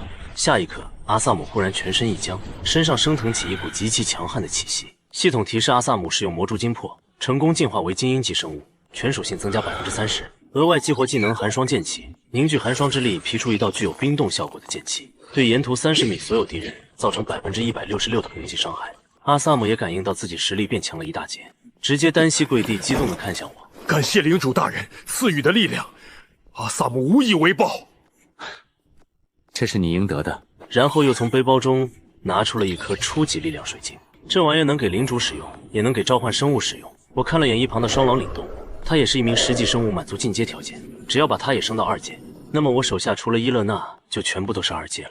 于是把力量之心也交给了阿萨姆。阿萨姆让你的凛冬也完成进阶。一名强大的骑士需要强大的坐骑才能发挥出他的战力。听到这话的阿萨姆颤巍巍地接过水晶，感激地看着我，不再多说，而是转身直接来到双狼凛冬的面前。凛冬，接受领主大人赐予的力量吧，让我们一起誓死捍卫领主大人的荣耀。话落，阿萨姆将水晶丢出，双狼凛冬一口将其吞下，刹那间凛冬的气息便在以一个恐怖的速度增长，体型也从原来的3米长直接暴涨到了近4米。我满意的点了点头，又看向最后一样奖励，一把蓝色品质的魔蛛之杖。这把武器除了附带一个初级魔力增幅，有40%概率增加魔法攻击10%伤害的技能外，还带了一个能召唤出5只10级的1阶魔蛛帮助战斗的技能，效果十分强大。我大喜，又让几人都在洞穴中搜索一下，看看能不能找到什么宝贝。几分钟后，莎拉在洞穴中的某个角落发现了一个宝箱，居然是一个未上锁的白银宝箱。打开里面有一个背包与数张图纸，以及一些干粮和医疗包。贵族背包绿色品质，背包容量40个，附带特效魅力4点。中型庇护所建造图纸，可容纳人口6人，并未在里面休息的友方单位，提供每秒恢复0.5点生命值的恢复效果。铁轨制作图纸，可在铁匠铺中消耗材料打造一节铁轨。我满意的将背包装备了上去，又看向地上的白银宝箱。系统提示是否分解开启过的白银宝箱，然后分解成功，获得10块米。至此，整个地穴魔蛛里面的东西差不多全被搜刮一空了，然后又回到了原先的岔路口位置。这一次，我几人要前往左边的通道，一路前进了差不多快500米，眼前的矿洞变得宽敞了许多。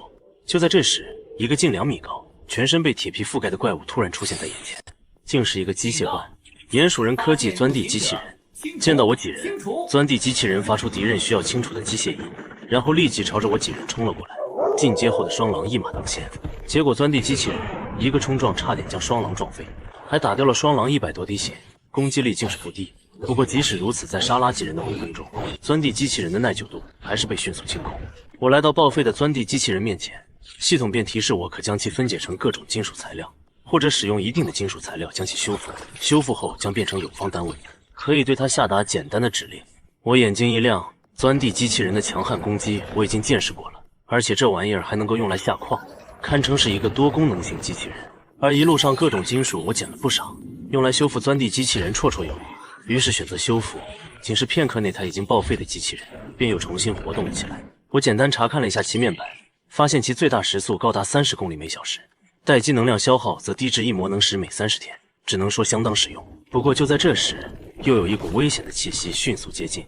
就见的黑暗中忽然出现了许多双通红的眼睛，是一大群拿着长矛的鼹鼠人士兵，还有2台不同型号的鼹鼠人机器人。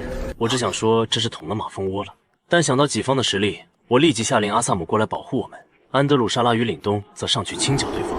面对眼前阵仗，莎拉不仅没有感到恐惧，反而还显得十分兴奋。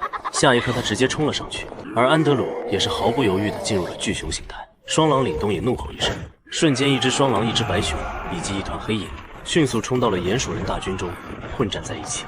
而以3人2阶的实力，面对7级的鼹鼠人士兵，简直是碾压。随着一只只鼹鼠人毙命，经验获取的提示更是不断出现。至于那2台鼹鼠人机器，则是在莎拉一个个 N 次解毒的双倍暴击中直接被干爆。只能说无限回血的幻影刺客简直无敌。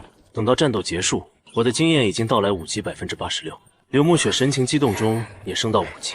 我2人更是在排行榜中霸榜前2名。至于第3名周勃，也才不过4级43%。此刻174区的聊天频道再次炸锅。曹星大佬好恐怖，这升级起来跟吃了激素一样。同时也有人讨论柳木雪又是谁，然后相互交谈下才想起，穿越前他们所在湘江城市的时尚杂志上曾列出过10大女神，其中一个就叫做柳木雪。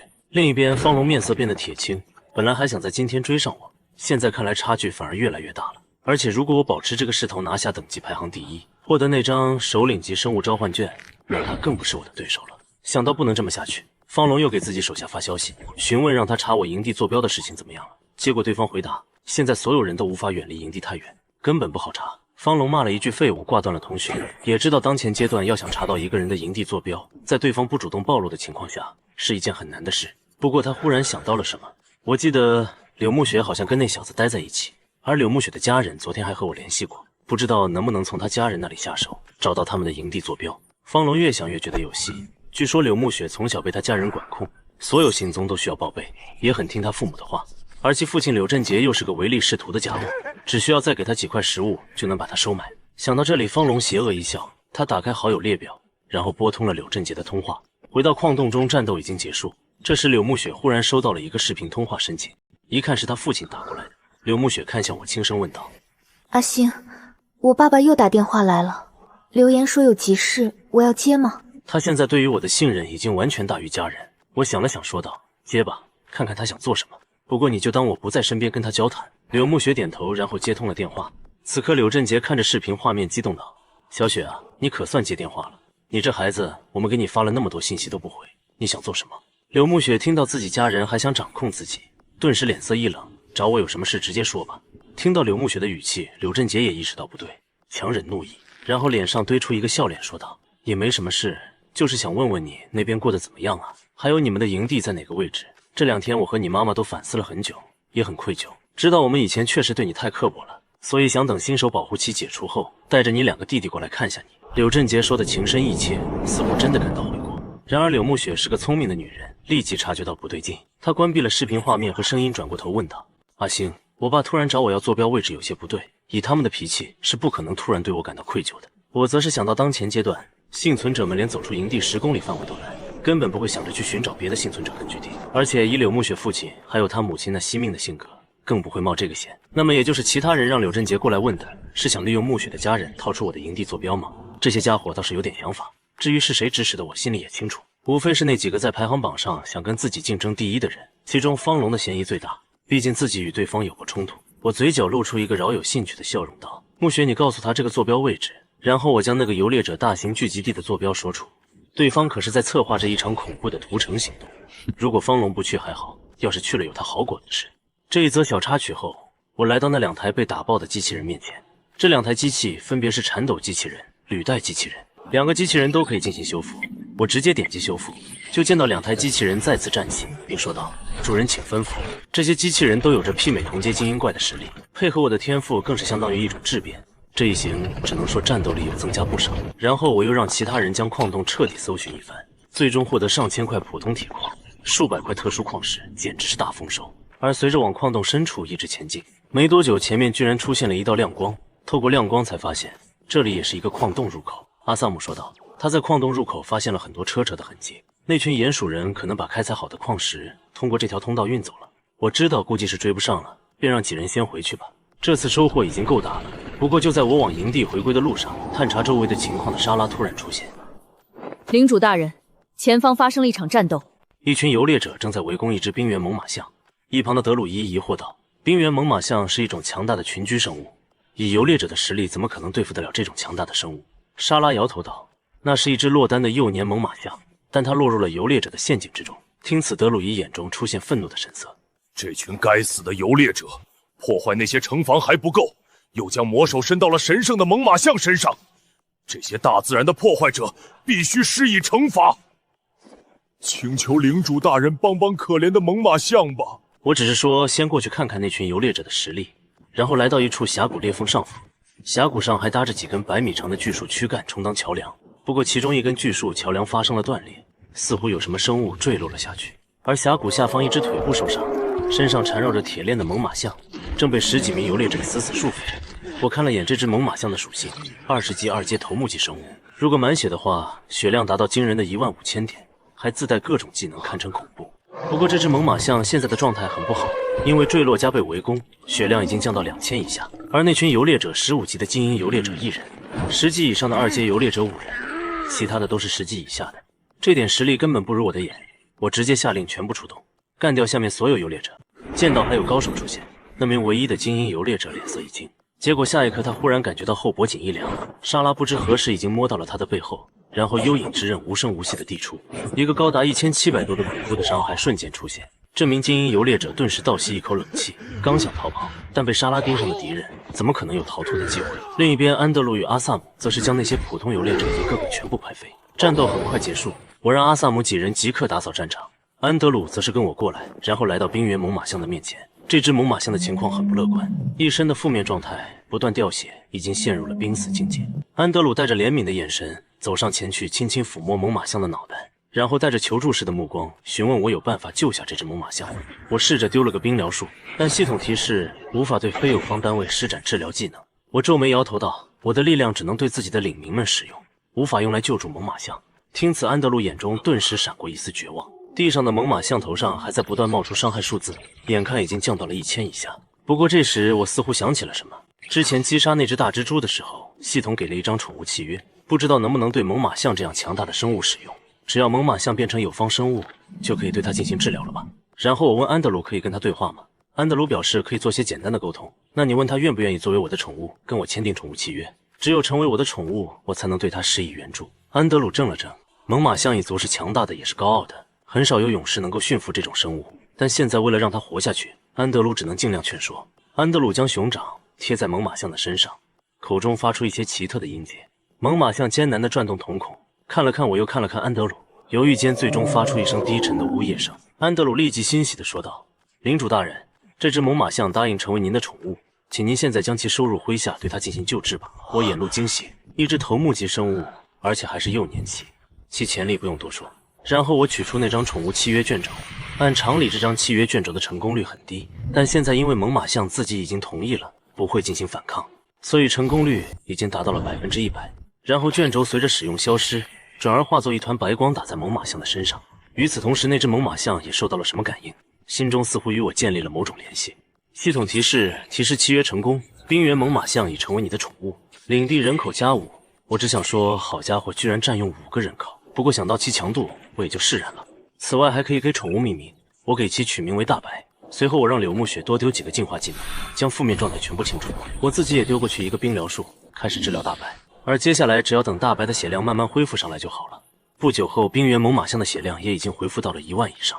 然而当他的血量恢复到12000的时候，就不再继续往上涨了，因为他进入了严重的骨折状态，血量上限减少了20%。这个状态下，大白只能艰难站立，却无法行走。我让安德鲁帮大白恢复一下。安德鲁点了点头，来到大白的身后，抬起他那粗壮的象腿，安慰道：“先忍一下。”话落，他猛然一掰，一声清脆的骨头错位声出现。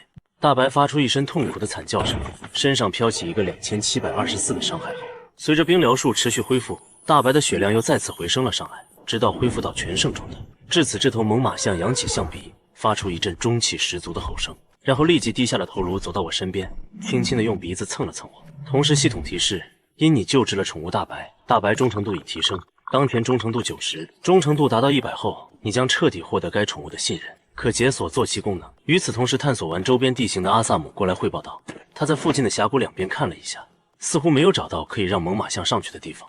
这座峡谷足有70-80米深，两边的地形比较陡峭，偶尔能看到几块凸起的大石头，我们可以轻松地爬上去。但大白这么大的体型就不行了。我想了想，说道：“沿着这条峡谷深处前进，看看有没有其他地方能够上去。”而此时距离天黑还有2个小时，眼看马上天黑，我让莎拉独自行动。先去前方探查一下，扩大搜索范围。直到半小时后，莎拉回来并说道：“前方1公里有一座营地，里面聚集了大量的游猎者，还有4名2阶强者，而且2阶中有一股气息感觉比较强悍，跟猛犸象身上气息强度差不多。”我在心中衡量了一番双方战力，也就是说，那里可能有着一只20级的头目级生物，再加上还有3-4个精英级游猎者，与我这一方差不多势均力敌。不过自己这边都有无限回血状态，算是占优。莎拉这时候又补充了一句：“在那个营地旁边，我看到了一个用巨石垒起来的阶梯，我们可以从那里爬上去。”听此，我直接宣布：“那还等什么？诸位，让我们对这些疯狂的邪教徒降下制裁吧！”与此同时，小型根据地中巡逻的游猎者就见到一个骑着双狼的铠甲骑士，以及一个4肢着地的德鲁伊，旁边还跟着3台狂奔的机器人，朝着他们狂奔而来。这些游猎者在经过最初的茫然后，顿时惊呼道：“是敌袭！”是警声接连传来。游猎者作为这个大陆上有名的邪教势力，基本上是人人喊打，因此看到的任何生物都是他们的敌人。骚乱中，大量游猎者手持武器冲出了帐篷，我则是收到系统提示，发现特殊区域游猎者中型营地，一名光明教会的黑袍祭司在此驻守，极度危险，请谨慎靠近。黑袍祭司应该就是莎拉所说的那名头目级强者了，但我没有犹豫，直接让阿萨姆等人继续向前狂奔过去，对付普通游猎者。2阶的安德鲁等人几乎已一拳一个，更别提还有鼹鼠人机器人也在一路横冲直撞。很快，游猎者一方就出现了溃败的倾向。而这时，4名身穿黑色斗篷、气势明显要强悍1阶的游猎者冲了出来。其中一个手持链锤的游猎者面色难看道：“我去对付那只巨熊，你们各自挑选对手，1人1个。”下一刻，他瞬间加速，朝着安德鲁就冲了过来。与此同时，另外3名身穿斗篷的游猎者也分别对上了阿萨姆和2台钻地机器人。战局竟一下子翻转僵持起来。我则是也看到了那些游猎者的属性，均是15级的2阶精英级生物。阿星，我们要上去帮忙吗？不用，我们这边可还有一个杀手锏没有使用出来呢。然后我对着大白说道：“去吧。”下一秒，一声恐怖的咆哮声，大白直接横冲直撞进战场，瞬间将面前所有游猎者撞飞。但就在此时，又有一道黑影迅速从营地中窜了出来，其速度甚至比莎拉还要快上1阶。然后其出现在了大白的身后，并划出一道寒芒，直接带走了大白近1000多的血量。大白瞬间吃痛，扭过头，一鼻子甩了过去，却被对方一个闪身就躲了过去。而这时我才看清楚了那家伙的样子，那是一个身着黑色长袍、戴着面具的男人，而对方面板标注为游猎者黑袍祭司，20级2阶头目级生物。与此同时，黑袍祭司再次冲向大白，凭借灵活的身法，竟是稳压大白一刀。柳木雪又担忧道：“大白好像打不过他，我让他不用担心，大白一会儿就有帮手了。”此时莎拉那边已经悄无声息地解决了所有敌人，然后在我的命令下，莎拉直奔那名黑袍祭司，一把幽影之刃划过。黑袍祭司只感觉背后一阵凉意，面色狂变。关键时刻，他飞速转身，匕首递出，一阵金属碰撞声。见到莎拉实力似乎不弱于自己，黑袍祭司不禁惊呼：“还有高手！”莎拉没有说话，再次挥动匕首，两名高端刺客在一瞬间展开了近距离的厮杀。不过莎拉因为属性与黑袍祭司差距了一截，很快被压制。但不等黑袍祭司高兴，后方的大白抓住机会，一个象鼻直接将其抽飞。另一边，随着履带机器人与颤抖机器人的加入，4名游猎者精英很快被干掉。我立即下令阿萨姆几人转而去帮莎拉。另一边，黑袍祭司面色变得更加阴沉，他对付这2个强大生物都是在艰难支撑，现在又冲过来好几个不弱的家伙，他根本打不过。该死的，到底是哪儿冒出的这一批高手？他们又是怎么找到我的营地的？他已经打算逃跑了，但每当这时，莎拉就会如同复古之躯般再次缠上来，让他根本没有机会。此外，大白强悍的攻击同样接连而至。危急时刻，他骂了一句：“我记住你们的样貌了，等我离开后，一定将此事上报首领。你们将会在整个狂风学院遭受我们光明教会无止境的追杀。”话落，他手中忽然出现了一个圆形的球体，往地上一丢，一阵烟雾迅速升腾而起，其身形也消失在原地。等其出现时，已经与众人拉开一大段距离。见此，我冷笑：“到嘴的鸭子还能让你飞了不成？”然后手中出现一柄长枪，正是巴雷特。刹那间一声枪响，一个874的伤害直接从黑袍祭司身上飘起，这一击还触发了破甲效果。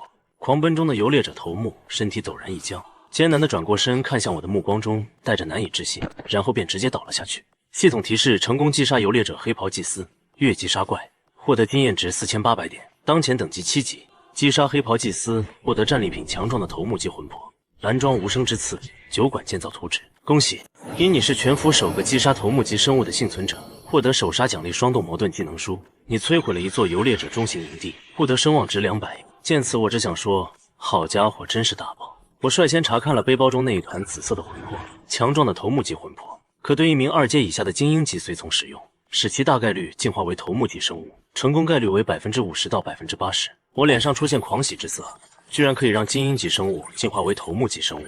精英级提升到头目，不仅全属性会获得提升，还能学习一个新的技能，堪称是一次质的提升。我环视一圈，场上的阿萨姆、安德鲁以及莎拉都满足使用条件。与此同时，这些领地成员也看出这个魂魄拥有的神奇力量，可以让他们完成蜕变，向着更高层次进阶。所有人眼中都出现了渴望之色，就连一向高冷的莎拉也不禁将目光看向我。思索片刻后，我直接将这团魂魄丢给了莎拉。莎拉呆愣愣地接住，有些难以置信道：“你确定要把这个给我吗？”我点头。现阶段莎拉是最适合使用这个魂魄的。成为头目级后，她本就强悍的战力还会得到巨大提升，因此我道：“使用它吧，我希望你能成为最强的刺客，重铸影之圣堂的荣光。”莎拉的呼吸急促，接过那一团魂魄后，就直接拍进了自己体内。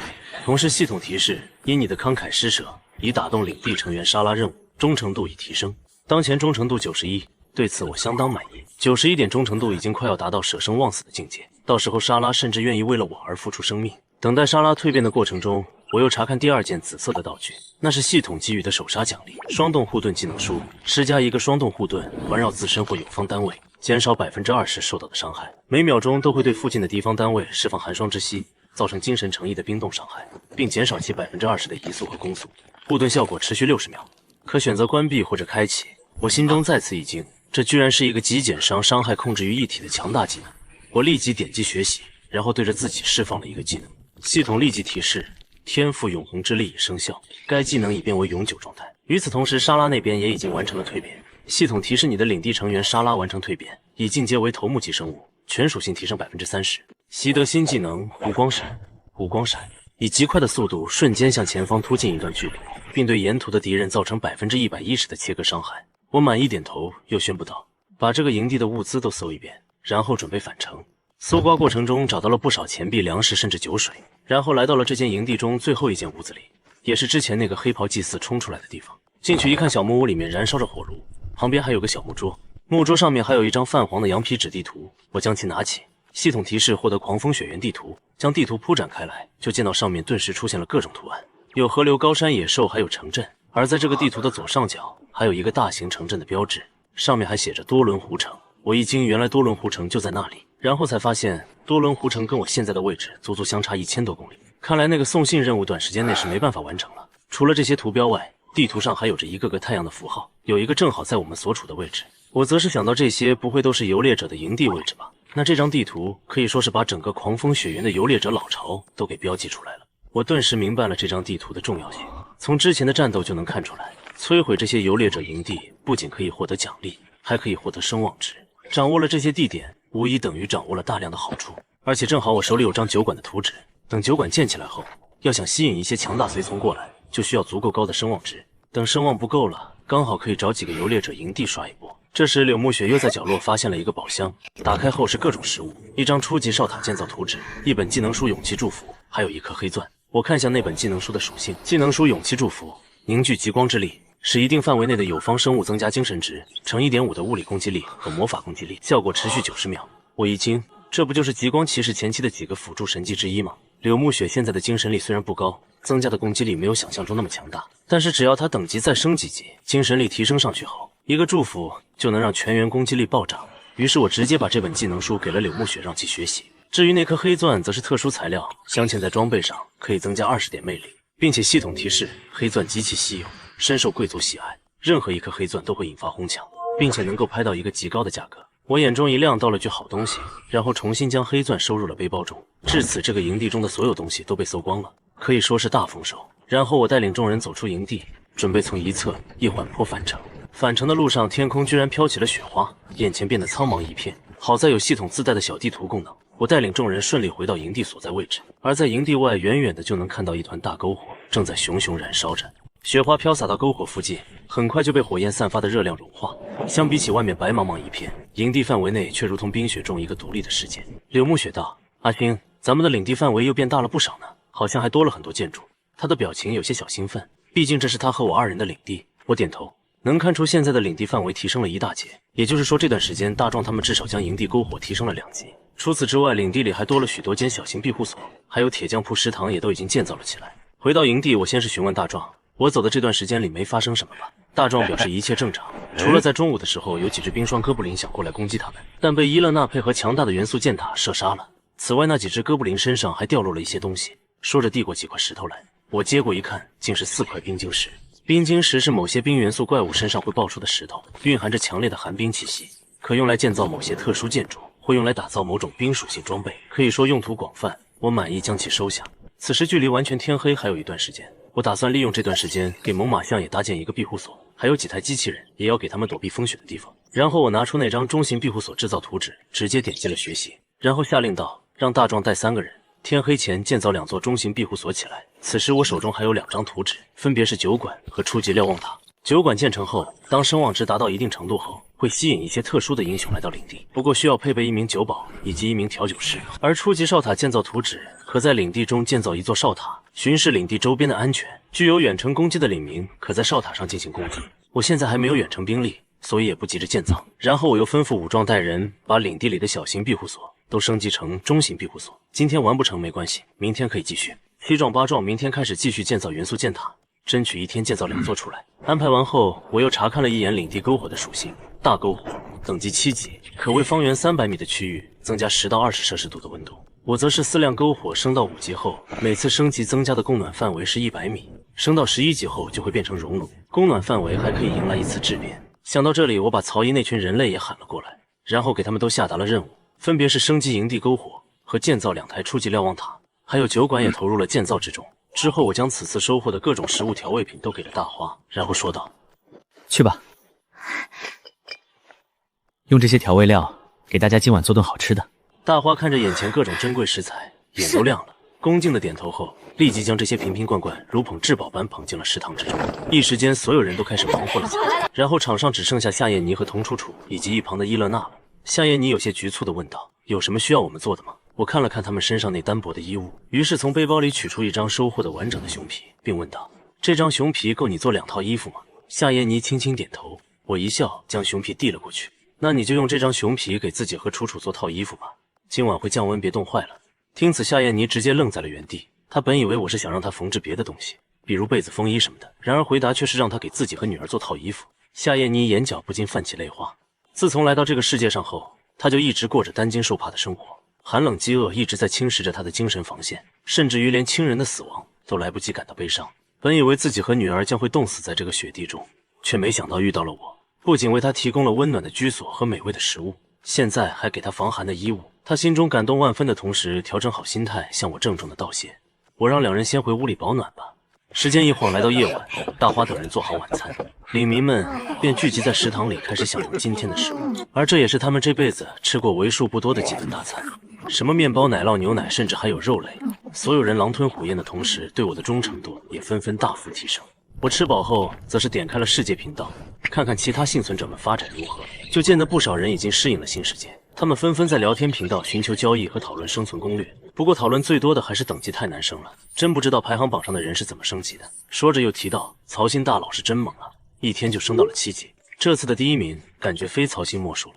众多玩家纷纷附和，不过也有一个叫傅月的嘲讽，等级越来越难升，怪物也变得更强。谁知道那曹星是不是会半路出点意外，那可就功亏一篑了。见到有3阴会的人阴阳怪气，另一个玩家姬新月立即怒喷：3阴会的人竞争争不过，就跑到聊天频道过来诅咒别人，也不嫌丢人。3阴会的人叫得挺欢，结果除了方龙外，连一个进前10的都没有，真是让人笑掉大牙了。曹星大佬喊你们3鸟会一点都没喊错，都是一群乌合之众。你们这些家伙是想找死吗？还有2天新手保护期就要结束了，你们确定要跟我们作对？听此，其他人都笑了，都穿越了。原先的秩序已经崩塌，在这个世界全凭谁的拳头大说了算，而他们也能够通过发展领地拥有强大的力量。3阴会几百个人还想对付174区所有人不成？说完直接喷的傅月消息都发不出来。此刻方龙也注意到了聊天频道的情况，意识到3阴会的威慑力已经大不如前，他目光逐渐变得冰寒。他也知道这一切的苗头都是因为曹星而起，只有把曹星解决掉，才能重新恢复3阴会的威慑力。而一个叫季军的玩家给方龙发来消息，表示他把方龙给的那个坐标附近能联系的兄弟都联系到了，统计下来足有30人左右，对付一个曹星绝对不成问题。方龙点了点头，补充道：这个曹星能升到7级，肯定有些本事。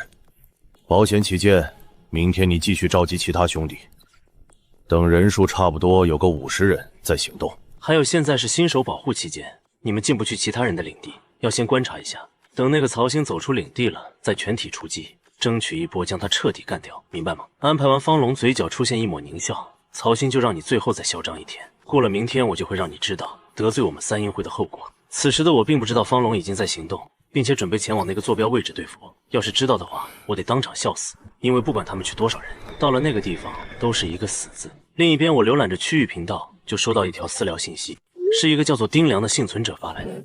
曹星大佬你好，你手上有一本机械师的技能书，需要换其他职业的技能书是吗？我一愣，想了起来，自己在出发前还在市场挂售了一本机械师的技能书。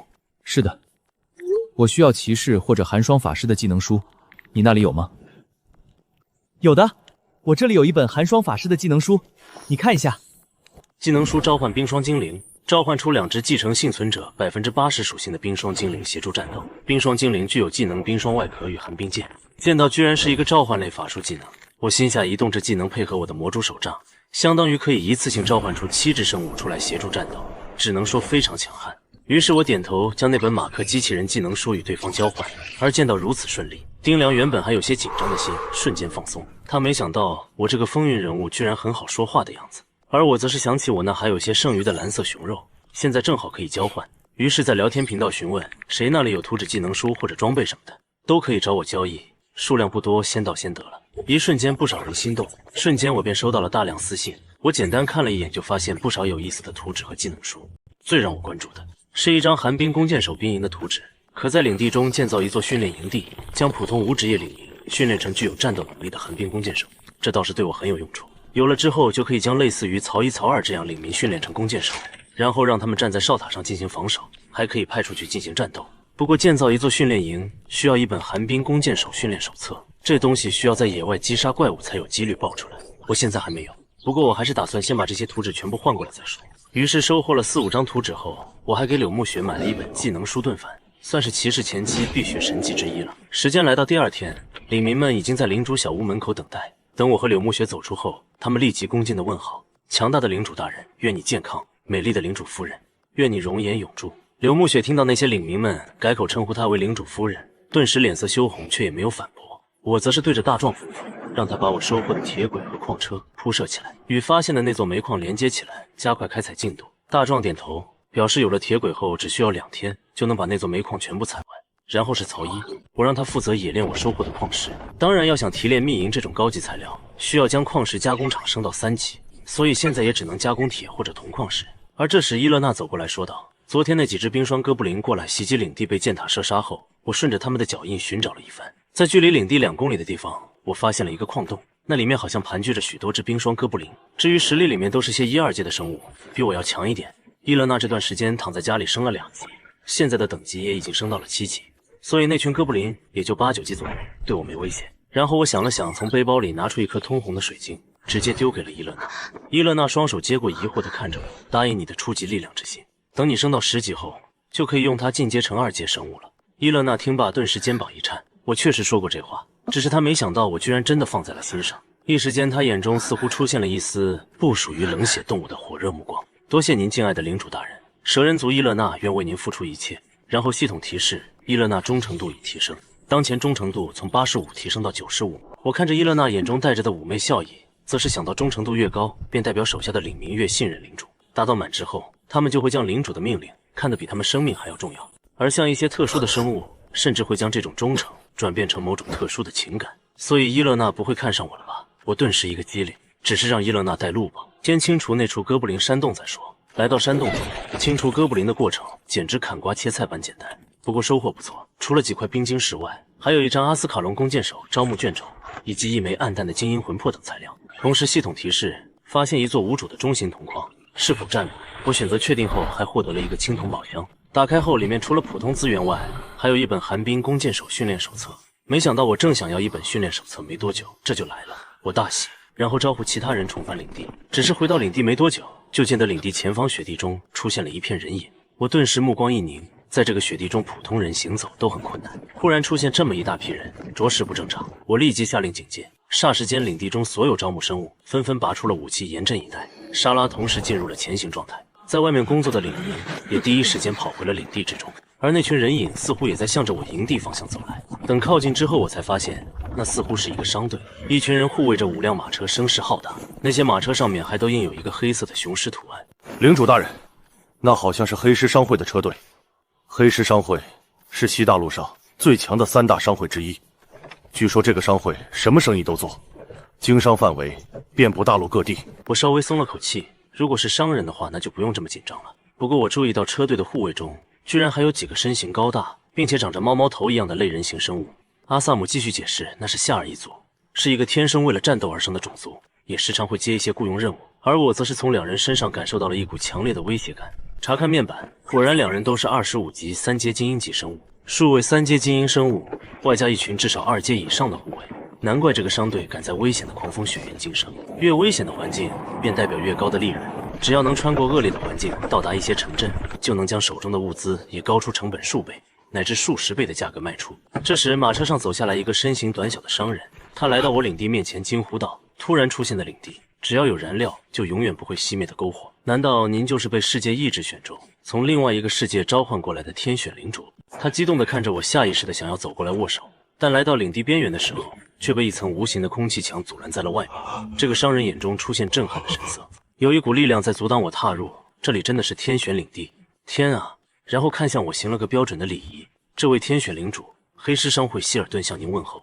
我点头。领主曹欣向你问好，希尔顿阁下。然后我查看了一下希尔顿的属性，发现其只有6级，不过却有一大堆诸如谈判技巧、砍价、危险感知，又或者金钱本能等生活技能。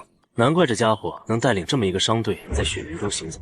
我询问希尔顿阁下，您来我的领地是有什么事吗？曹欣领主冒昧打扰，我们黑狮商会在大陆各地行走，也会与一些领主贵族进行交易。看到您的领地后，所以就想过来看看，您需不需要与我们黑狮商会进行一场物资交易？你有什么珍贵的或者一些难以判定价格的物品，都可以向我们出售，我会以一个合理的价格进行收购。同样的，你也可以看看我们商队的货物有没有让你心动的物品。紧接着系统提示，黑狮商会希尔顿向你公开他的货物列表，是否接受？我点击确定后，面前出现一大堆琳琅满目的物品，有蓝色的密钥、紫色的材料，又或者紫色的装备，甚至还有一面金色的盾牌——圣骑士之盾。见此，我呼吸都有些急促。在这个世界，不管是材料和装备都分品级，白色普通，绿色精良，蓝色卓越，紫色稀有，金色则是珍品。而金色的道具往往都有着无可替代的功能和珍贵性。在当前阶段，大部分幸存者都还在拿着白板武器战斗，可现在居然有一件金色装备摆在我的面前，可以想象其价值有多么珍贵。不过这件金色装备的标价也非常离谱，直接来到了90万克朗。商人希尔顿笑道：“曹星领主，你看得如何？有让你心动的东西吗？”我叹了口气：“有是有，但是我买不起。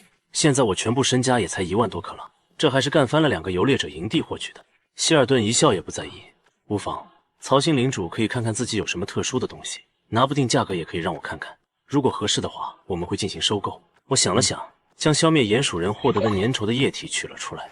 希尔顿看了看，说道：“这是一种润滑材料，经过加工后可以制作成上好的机油。收购的话，一团液体50克朗币如何？”我点头，将全部的364份粘液卖出，收获钱币17300枚。此时我的钱币数量来到3万多，算是一笔巨款。而就在这时，我想到还有一个东西可以进行出售，即在游猎者营地找到的那颗黑钻。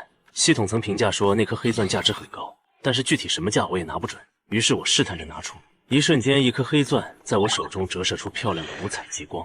结果没等我开口，希尔顿瞳孔瞪大，惊呼道：“是黑钻！10条金石矿中都不一定能出现一颗的黑钻。”这一刻，就连希尔顿旁边的那些护卫队都面色震惊，甚至一些护卫队眼中还出现了贪婪的目光。阿萨姆察觉到他们的目光，瞬间拔出长剑，护卫在我身边。安德鲁也进入了战斗状态，我这边的反应也让那群护卫全部拔出了武器，双方瞬间进入了剑拔弩张的状态。